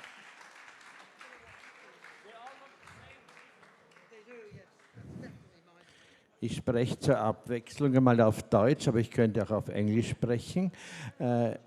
Ich möchte einen Schwerpunkt legen auf das revolutionäre Subjekt, das heißt auf die Arbeiterklasse, über die überhaupt niemand hier gesprochen hat. Die Arbeiterklasse, die organisierte Arbeiterklasse hat auch eine Rolle in diesem Widerstand gegen den Zionismus und gegen den Faschismus und gegen den Antiimperialismus. Die revolutionäre Arbeiterklasse ist unterentwickelt, aber wenn sie irgendwo auftaucht, muss man sie analysieren und mitnehmen. Die organisierte Arbeiterklasse hat sich in den letzten Wochen und Monaten, vor einigen Jahren sogar gezeigt, bei dem Widerstand der Hafenarbeiter in Genua, in Marseille, in Salerno und in Schiller. Diese Arbeiter, einer von ihrer Gewerkschaft ist monatelang im Gefängnis gewesen. Albert Milani, ne? Vor einigen 2 Jahren. Diese Arbeiter haben in Genua, um das Beispiel zu nennen, den Hafen blockiert. Ihnen ist es sogar gelungen, einen Teil der Bevölkerung in den Hafen hineinzubringen und dort im Hafen, der sonst gesperrt war, off-limits, eine Demonstration mit hunderten Leuten zu veranstalten gegen die Lieferung von ganz gefährlichen Kriegsbestandteilen für Waffen, die ich jetzt nicht im Einzelnen aufzählen werde, die aus Frankreich kamen, ursprünglich aus Frankreich, und vorher war eine große Demonstration, und das dürfen wir nicht vergessen, ein großer, erfolgreicher Kampf in Marokko. Nicht das einzige Land, das sich gegen den Waffenexport gegen Israel gewendet hat. Diese Leute sind dann weitergefahren. Sie haben die Leute betrogen. Sie haben gesagt, ja, nein, wir wollen eigentlich nicht. So den Arbeitern in Genua ist es gelungen, so wie vor einigen Monaten den Arbeitern im Hafen von Piräus in Athen, ja, die sehr gut organisiert sind, zu verhindern, dass irgendwelche Waffen aus diesen Häfen hinaus befördert werden. Die Schiffe sind leer davon gefahren.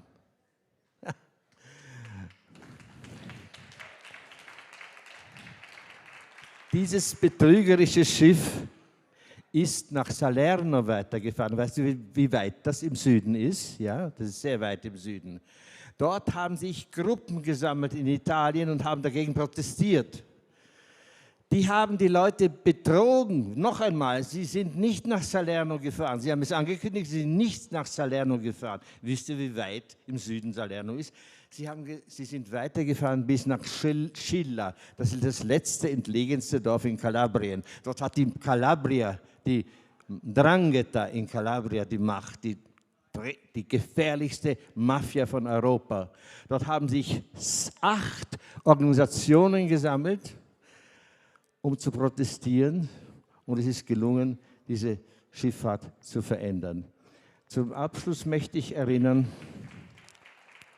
die Griechen waren vor einem halben Jahr sehr erfolgreich.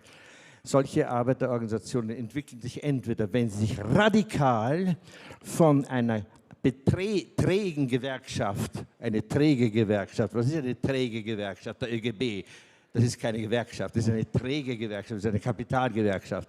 Von einer träg gewordenen Gewerkschaft trennen, oder aber, wenn sie so stark an der Basis sind, dass sie die Politik der Gewerkschaftsführung beeinflussen können. Zum Abschluss, in Frankreich, Marseille, war das die CGT, die die Arbeiterbasis beeinflussen konnte, um den Kampf vorauszubereiten. Und in Italien waren es unabhängig gewordene Gewerkschaften. Ich nenne nur eine Organisation, Calb und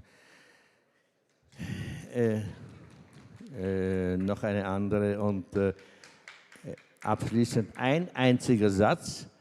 Unsere Aufgabe müsste es sein, Klassenorganisationen zu analysieren und sie nicht aus der Diskussion auszulassen, so wie es hier der Fall ist. Danke vielmals.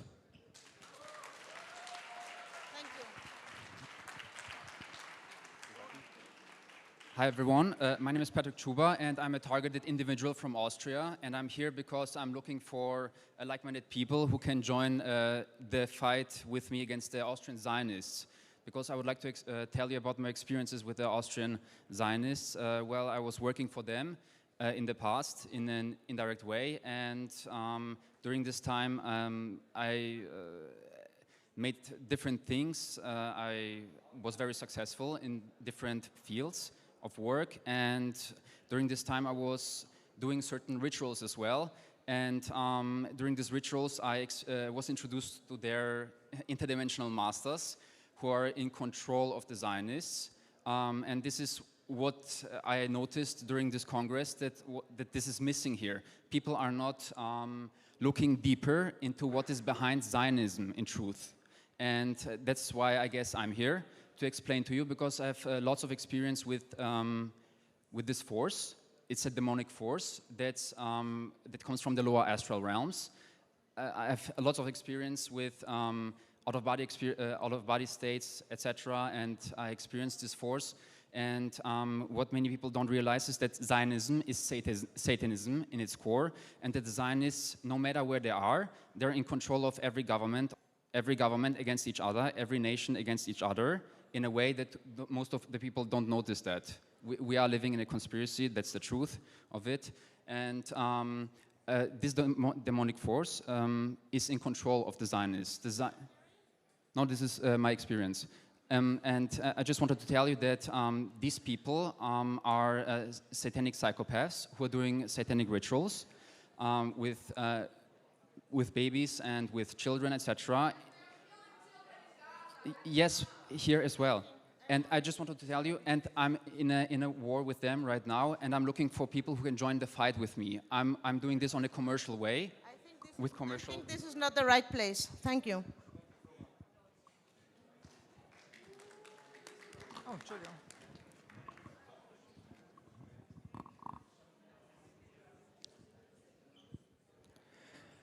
Ja, ich habe mich heute Morgen schon vorgestellt. Ich bin Wilma aus Gelsenkirchen in Deutschland.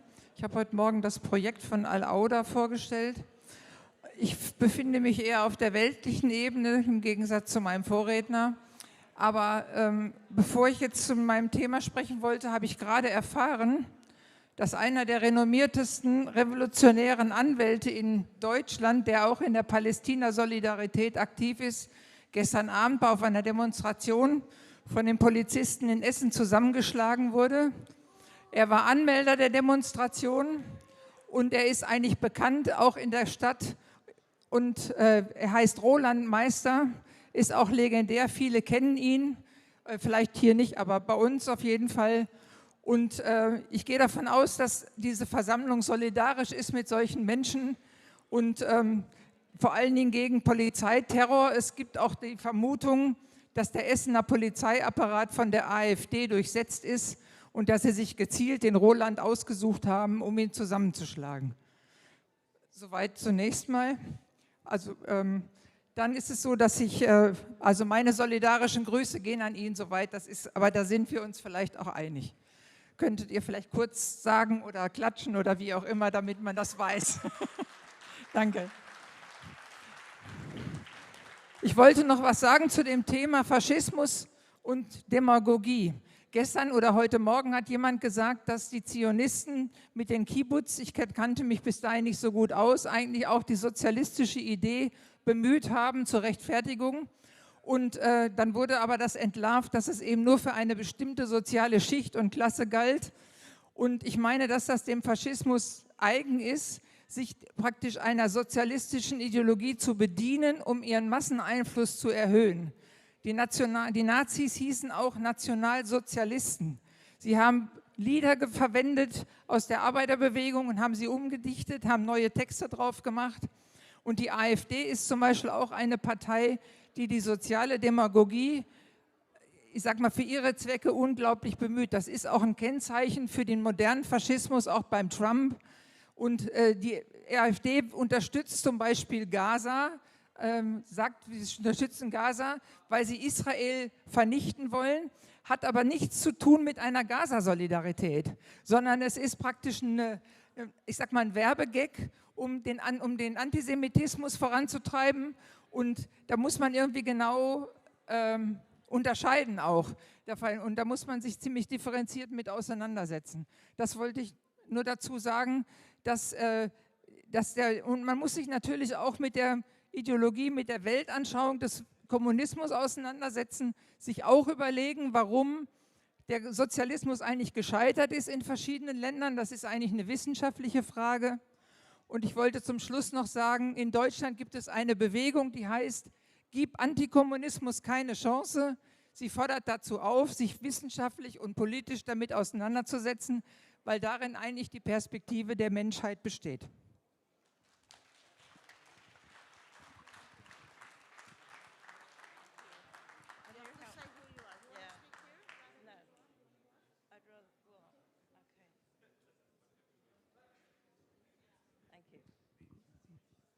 Thank you for waiting. I hope I can speak over the noise. It seems to be quiet now. My name is Ruth Appleton. I'm from North London, and I'm not an academic. I don't have any theories. I'm a retired social worker, and when I retired, I was very glad because I hated it. Everything you want to do as a social worker is blocked in every direction. And not only that, but we have to compete with our colleagues for getting the resources that we want for the families we want to help. I mean, you probably know that. But the point is that when I retired, I decided to open a project for asylum seekers. And I did that for 20 years. I retired 3 weeks ago. And when I retired, everybody said, no, you can't go, you've got to stay. And I said, no. I'm 80 years old, I think it's enough. And what I did was give them an example of a success story. Now, I want to lighten the mood and tell you a success story. Some of you may remember, those of you that were English or who remember the Grunwick strike in northwest London. It was led by a young woman who at the time was only 4'11", and her name was Jaya Ben Desai. She became very famous because the factory that she worked in was led by a Jewish man who was hiring Asian women from the vicinity because they were the only people who would work in a factory for low pay and poor conditions of work. And when they complained about their conditions of work, he said, the conditions of work, they had to raise their hand to go to the toilet. They had to work overtime at short notice without any notice. And they were working below low wages, you know. And he said, they're just chattering monkeys. Well, Jaya Ben Desai said to him, Mr. Manager, you're not running a factory, you're running a zoo. Some of the animals are monkeys who dance at your fingertips, and the other animals are lions who can bite off your head. And with that, she walked out, and all the women followed her, and she said, we're going on strike. And they went on strike for 2 years. They got the unions behind them, and they held out against all the odds. Nobody thought they could win. And it was a fantastic scandal that a Jewish man who was really giving them slave wages. And anyway, the people that I said goodbye to in the asylum team were really happy because they heard this story. And I said to them, you see, if they can do it, we can do it. And as Theodore Herzl said, if you will it, it is no dream. Well, we have a dream, and we will it, so we can follow those words in our way. That's what I think, anyway. I feel obliged to comment that I don't understand what the relevance is that the manager was Jewish. I do not understand how this is related to the story or to us being here.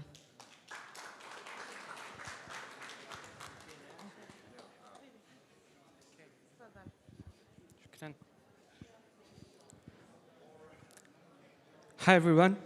So, this is more of a briefing. First, I want to give a thought about all of the people who tried breaking the siege from the day the genocide started or even before. So, to the Gaza flotilla and the initiative of the March to Gaza, where now many activists are being held in Egypt. I would like to give the briefing about another group of people who are trying simultaneously to break the siege, but not from air and not from sea, but through land and through buses and cars. And I'm talking about the convoy that started from Tunis, which started its way to Rafah.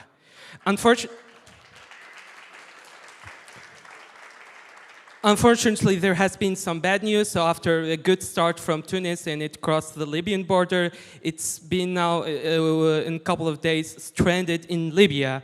And there was still not very consistent news, but we're starting to get the full picture, and there's a statement. So I'm going to use this briefing to just go over what they state. So, since the evening of Friday, June 13, the Steadfastness Convoy, Sumud Convoy, has been subjected to systematic siege that has reached the point of starvation. The authorities in eastern Libya have not only prevented the convoy from advancing toward Sirte, the Libyan city, but have also completely isolated it from the outside world by disrupting communications and internet networks. Yesterday, they escalated their restrictions by preventing the arrival of any supplies of food, water, and medicine to the convoy participants, whose number is close to 1,500. After the security forces yesterday forcibly prevented the arrival of the Al-Fas'a convoy for the As-Sumud convoy, which was organized by some of our Libyan brothers and sisters who support the convoy, the security forces went further in depriving the convoy members of the supplies necessary to Sirte. necessary to continue their sit-in on the outskirts of Sirte. This was done by reneging on their promises to us to allow members of the facilitation and regime committee to bring in supplies. Last night, they prevented members of the committee from returning to the camp with the basic needs of the participant. They also prevented about 50 other participants from joining the convoy, which led it to be divided into 3 parts. The first at the original side of the camp, the second a kilometer and a half away with minimal communication between them prevented, and a third in a safe area with the communications networks 40 kilometers away, where a few dozen participants gathered who were prevented from returning to the camp. In addition to the above, the security services pursued and arrested a number of participants in the second part of the camp, alleging that they had uploaded videos insulting the Benghazi authorities. They were not allowed to be accompanied by a lawyer or to contact their families. At least 4 bloggers whose names and nationalities will be provided later, they did the same thing in the main part of the camp. The arbitrariness of the security forces reached the point where one of their members threatened some of the participants with a weapon after they protested the arbitrary arrest of one of them. Okay, so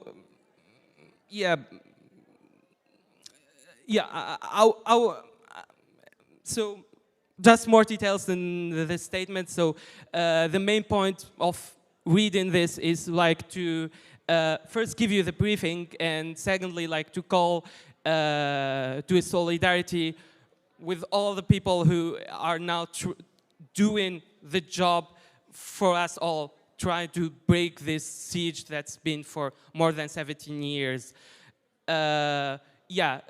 People with European nationalities generally have their governments, not always on their sides, but it's even worse when it happens with people from the global south, when there is less scrutiny when it comes to detention and such kinds of stuff. So I call on all of you to show support, and let's hope that this gets resolved fast, but really, if not, really see what we can do to help them, really.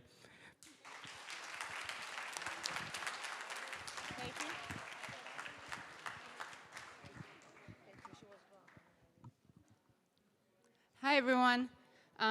So we've heard from Stephen Kaposh, who is a Holocaust survivor, and we've also heard from Haim, and let's give them both a round of applause. And Haim is the son of Holocaust survivors, and they are part of this movement of survivors who are saying never again is now, but not in the way Netanyahu says it, and are saying never again for anyone. And so some of them couldn't be here, wanted to be here, and I want to read some messages from them. So the first one is from Gabor Maté, who some of you may know. Hello, and I salute all of you at this Congress, which is in support of freedom, dignity, and justice, the highest Jewish values. 2 days ago, I stood in Auschwitz at the place where almost 81 years to the day, my grandparents stepped off the transport train and were immediately driven to the gas chamber. It was only owing to good fortune that my mother and I were not on the same train with them. We can learn from that horror what happens when we dehumanize people, when we think of them as less than ourselves, when we believe we are more entitled than they are. It is appalling to me how the memory of these tragic events is used today to justify the oppression, dispossession, and mass killing of the Palestinian people. Let us say together, this is not happening in our name. Thank you all.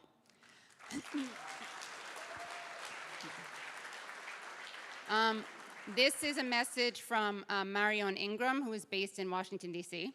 As a Holocaust survivor and the survivor of the deadliest European bombings during World War II, I am horrified to see what Israel is doing, using methods of killings and destructions in ever-widening areas in the Mideast. And it horrifies me that the resemblance to Germany's goal to make it Juden-free applies to Netanyahu's war against Palestinians. No terrorist organizations can harm Israel as much as it is harming itself with its grotesque brutality of bombings and starvation of Gazans, and especially of the murder and starvation of the children of Gaza.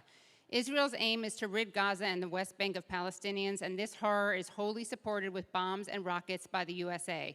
Whether Jews are in support of the unprecedented brutality or in active opposition to it, Jews everywhere will pay a heavy burden by guilt of association.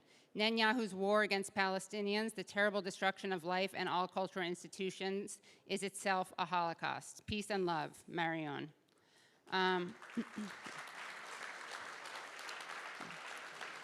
This is from Suzanne Weiss, who actually, oh, okay. One more, okay. Well, Suzanne Weiss has a video that you can watch on the website. So this one is from Agnes, who is based in London and works with Haim and Stephen. Today I turned 80 years and 6 months young, and I'm a Holocaust child survivor, as well as a voluntary Holocaust researcher. I have been a lifelong Zionist, although for several decades I was critical of Israel's apartheid regime. On Friday, May 2nd, 2025, the Board of Deputies of British Jews issued a call to their members asserting that the weekly London IJAN, which is International Jewish Antizionist Network, protests were anti-Semitic. As a result of this call, the 20 or so IJAN protesters were confronted by about 60 or more Board of Deputy of British Jews protesters who shouted horrendous abuse at this small IJAN gathering, played loud music, danced, sang while we were reading the names of Palestinian children murdered by Israel. This event clarified for me that Zionism now equates with what could be described as fascism. With the genocide in Gaza and elsewhere in Palestine, I had no choice but to convert fully to anti-Zionism. Solidarity. Thank you.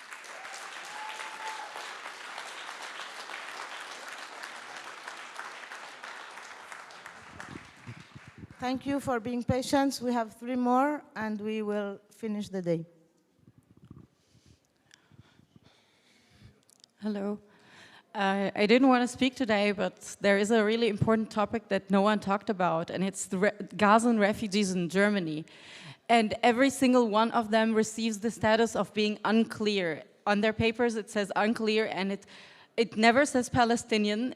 Like for me, I'm a Palestinian diaspora, and I have the state of stateless because Germany don't accept Palestine as a state, but they get unclear, and because of that, they really get locked in refugee camps for years. I met a disabled man from Rafah, south of Gaza, and he was for 5 years locked in the refugee camp.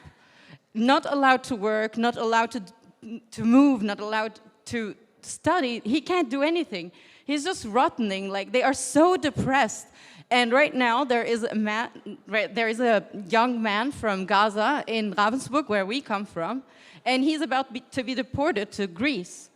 And Germany wants to deport him to Greece, even though he's playing football. He was working because he had this permit from Greece. So he was like really being a part of society in Germany because he wasn't a he wasn't a refugee in Germany.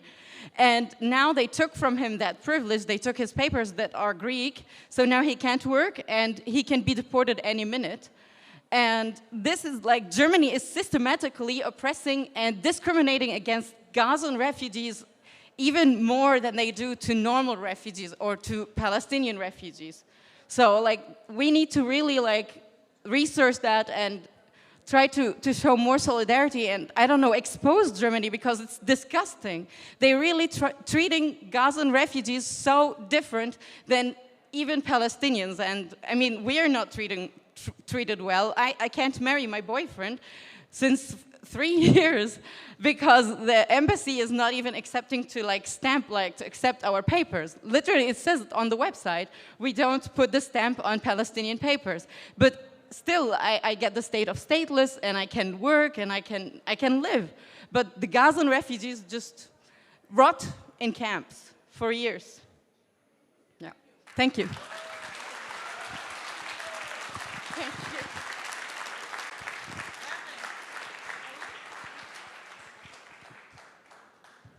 So I will be the last statement. With me is Ali, who will give the final words before we can finish the Congress. My name is Martin Weinberger, and I also participated in organizing this Congress, and I want to really thank all the people that came here and made this Congress the success it is now. What I wanted to stress in my statement, my personal statement, is a concretization. A concretization about law and facts and about what is a right and what is politics. It is not our aim, I believe, to execute a right or to demand rights or some judicial corpus, but it's our effort to do politics. And in 1916, it was a man called Vladimir Ilyich Ulyanov who wrote about imperialism and about the self-determination of the people. It were the imperial powers that took it to international law and the self-determination of the people. But Lenin's concept was an imperial one, and there was a young Vietnamese guy at the Paris conference, 1918, Ho Chi Minh, who became later Ho Chi Minh, and who proved with the Vietnamese people that a real people's resistance, cannot be defeated. And the same example of a people's resistance against a genocide, against imperialism, we can see in Palestine, in Gaza today. And like Hanafani said, Zionism and imperialism is the same. And we oppose this with the right for self-determination of people. It's a political fight, it's a people's fight, it's a concrete fight, as Ramzy Baroud put it. And last point, really fast, about Austrian neutrality. Austrian neutrality is not about being neutral, not taking part. It is a concrete law coming out of the necessity after World War II about giving in to Nazi doctrine, giving up Austrian self-determination. And it were the Soviet Union that demanded it, while Germany took part in the NATO.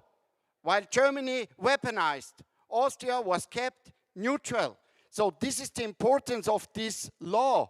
And if you think about it, what it would mean to give this law political life that is supported by 90% of the people in Austria, if you would give it political life, it would mean that no NATO tank, no airplane could cross Austrian territory, delivering by fact, not by right, delivering by fact weapons to Israel for its genocide. It would not allow, because a member of Austrian government taking part in crossing neutrality law would be severely punished. It would be national treason to cooperate with NATO, to cooperate with the United States, to allow material.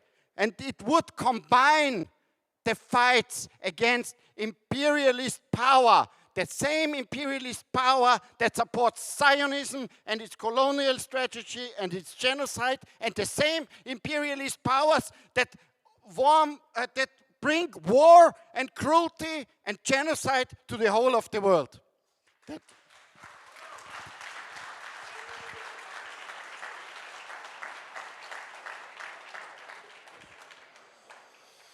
Ich werde auf Deutsch reden. Ich habe eine kleine Rede vorbereitet. Meine lieben Damen und Herren, mein Name ist Ali. Ich stehe heute hier, weil ich traurig bin. In Gaza sterben jeden Tag Kinder. Jeden Tag. Sie wollen spielen, lachen, zur Schule gehen. Aber jetzt sind viele nicht mehr da. Das israelische Militär hat alles bombardiert. Ihre Häuser sind kaputt gemacht worden. Ihre Familie, ihre Träume, alles ist weg. Kinder mit Namen und mit Wünschen. Jetzt hört man sie nicht mehr, weil sie getötet wurden. Warum? Was haben sie getan? Sie waren nur unschuldige palästinensische Kinder in Gaza. Ich will das alles wissen. Gaza leidet. Die Kinder in Gaza haben Angst. Kein Wasser, kein Essen, kein Schlaf. Nur Krieg. Das ist nicht mehr fair. Kein Kind soll so leben müssen. Keine Kinder sollen sterben. Ich sag, hört auf, lasst Gaza leben. Lasst die Kinder leben und danke für eure Aufmerksamkeit.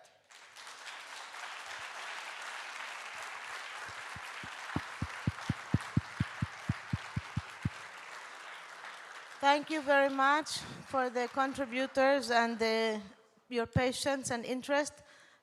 Tomorrow we have a totally different day. It will be a little bit more chilled and more interactive. It's a day about activism. We will publish, I think, on the website the 6 topics that were chosen, but there was a clear favorite 6. I hope you all voted for the topics that you would like to have on the last day. Other than that, we are requested to return all the headphones so that no one needs to collect them. And there is a lot of food waiting to be eaten. So those of you who have managed to stay until now, you are welcome to have dinner. Thank you.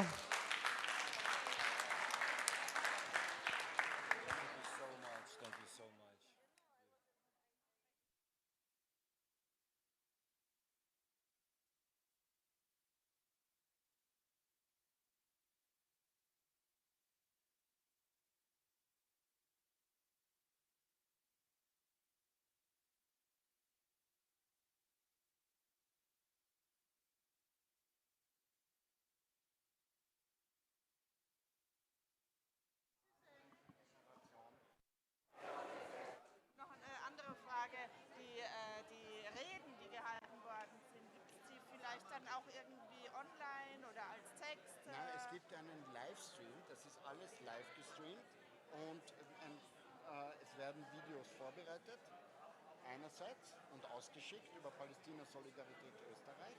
Andererseits gibt es diesen Livestream auf YouTube zum Nachschauen. Can you signal me? And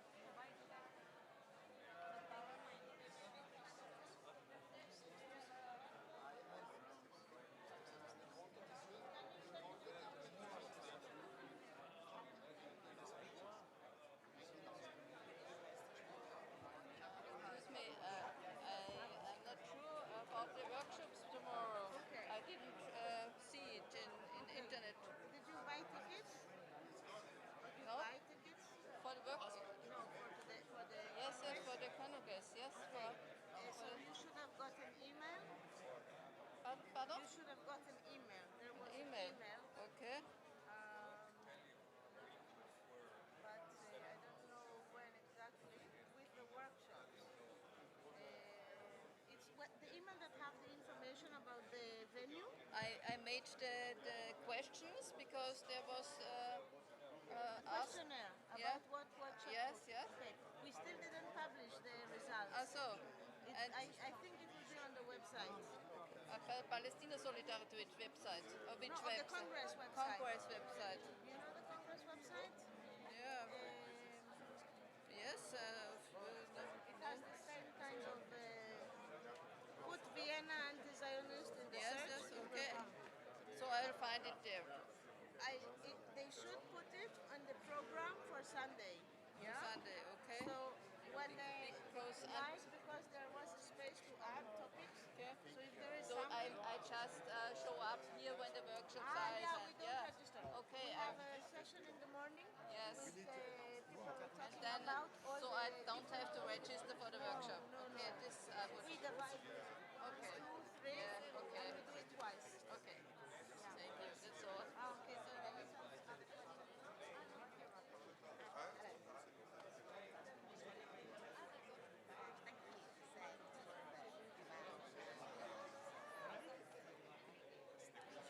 It was really good. Thank you for getting the other guy up on stage.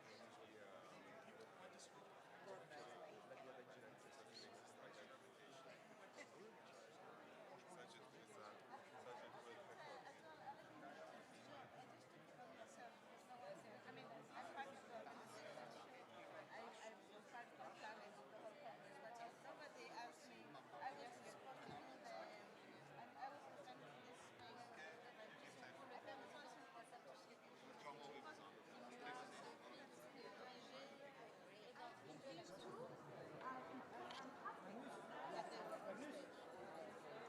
Ah, Stéphane Magnus, Artel.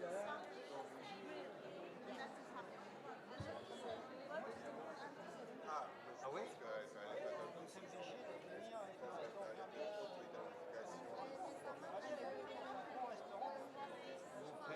Manger vraiment quelque chose de noir. Alors, ok. Quelque chose de bon pour un forcément mal.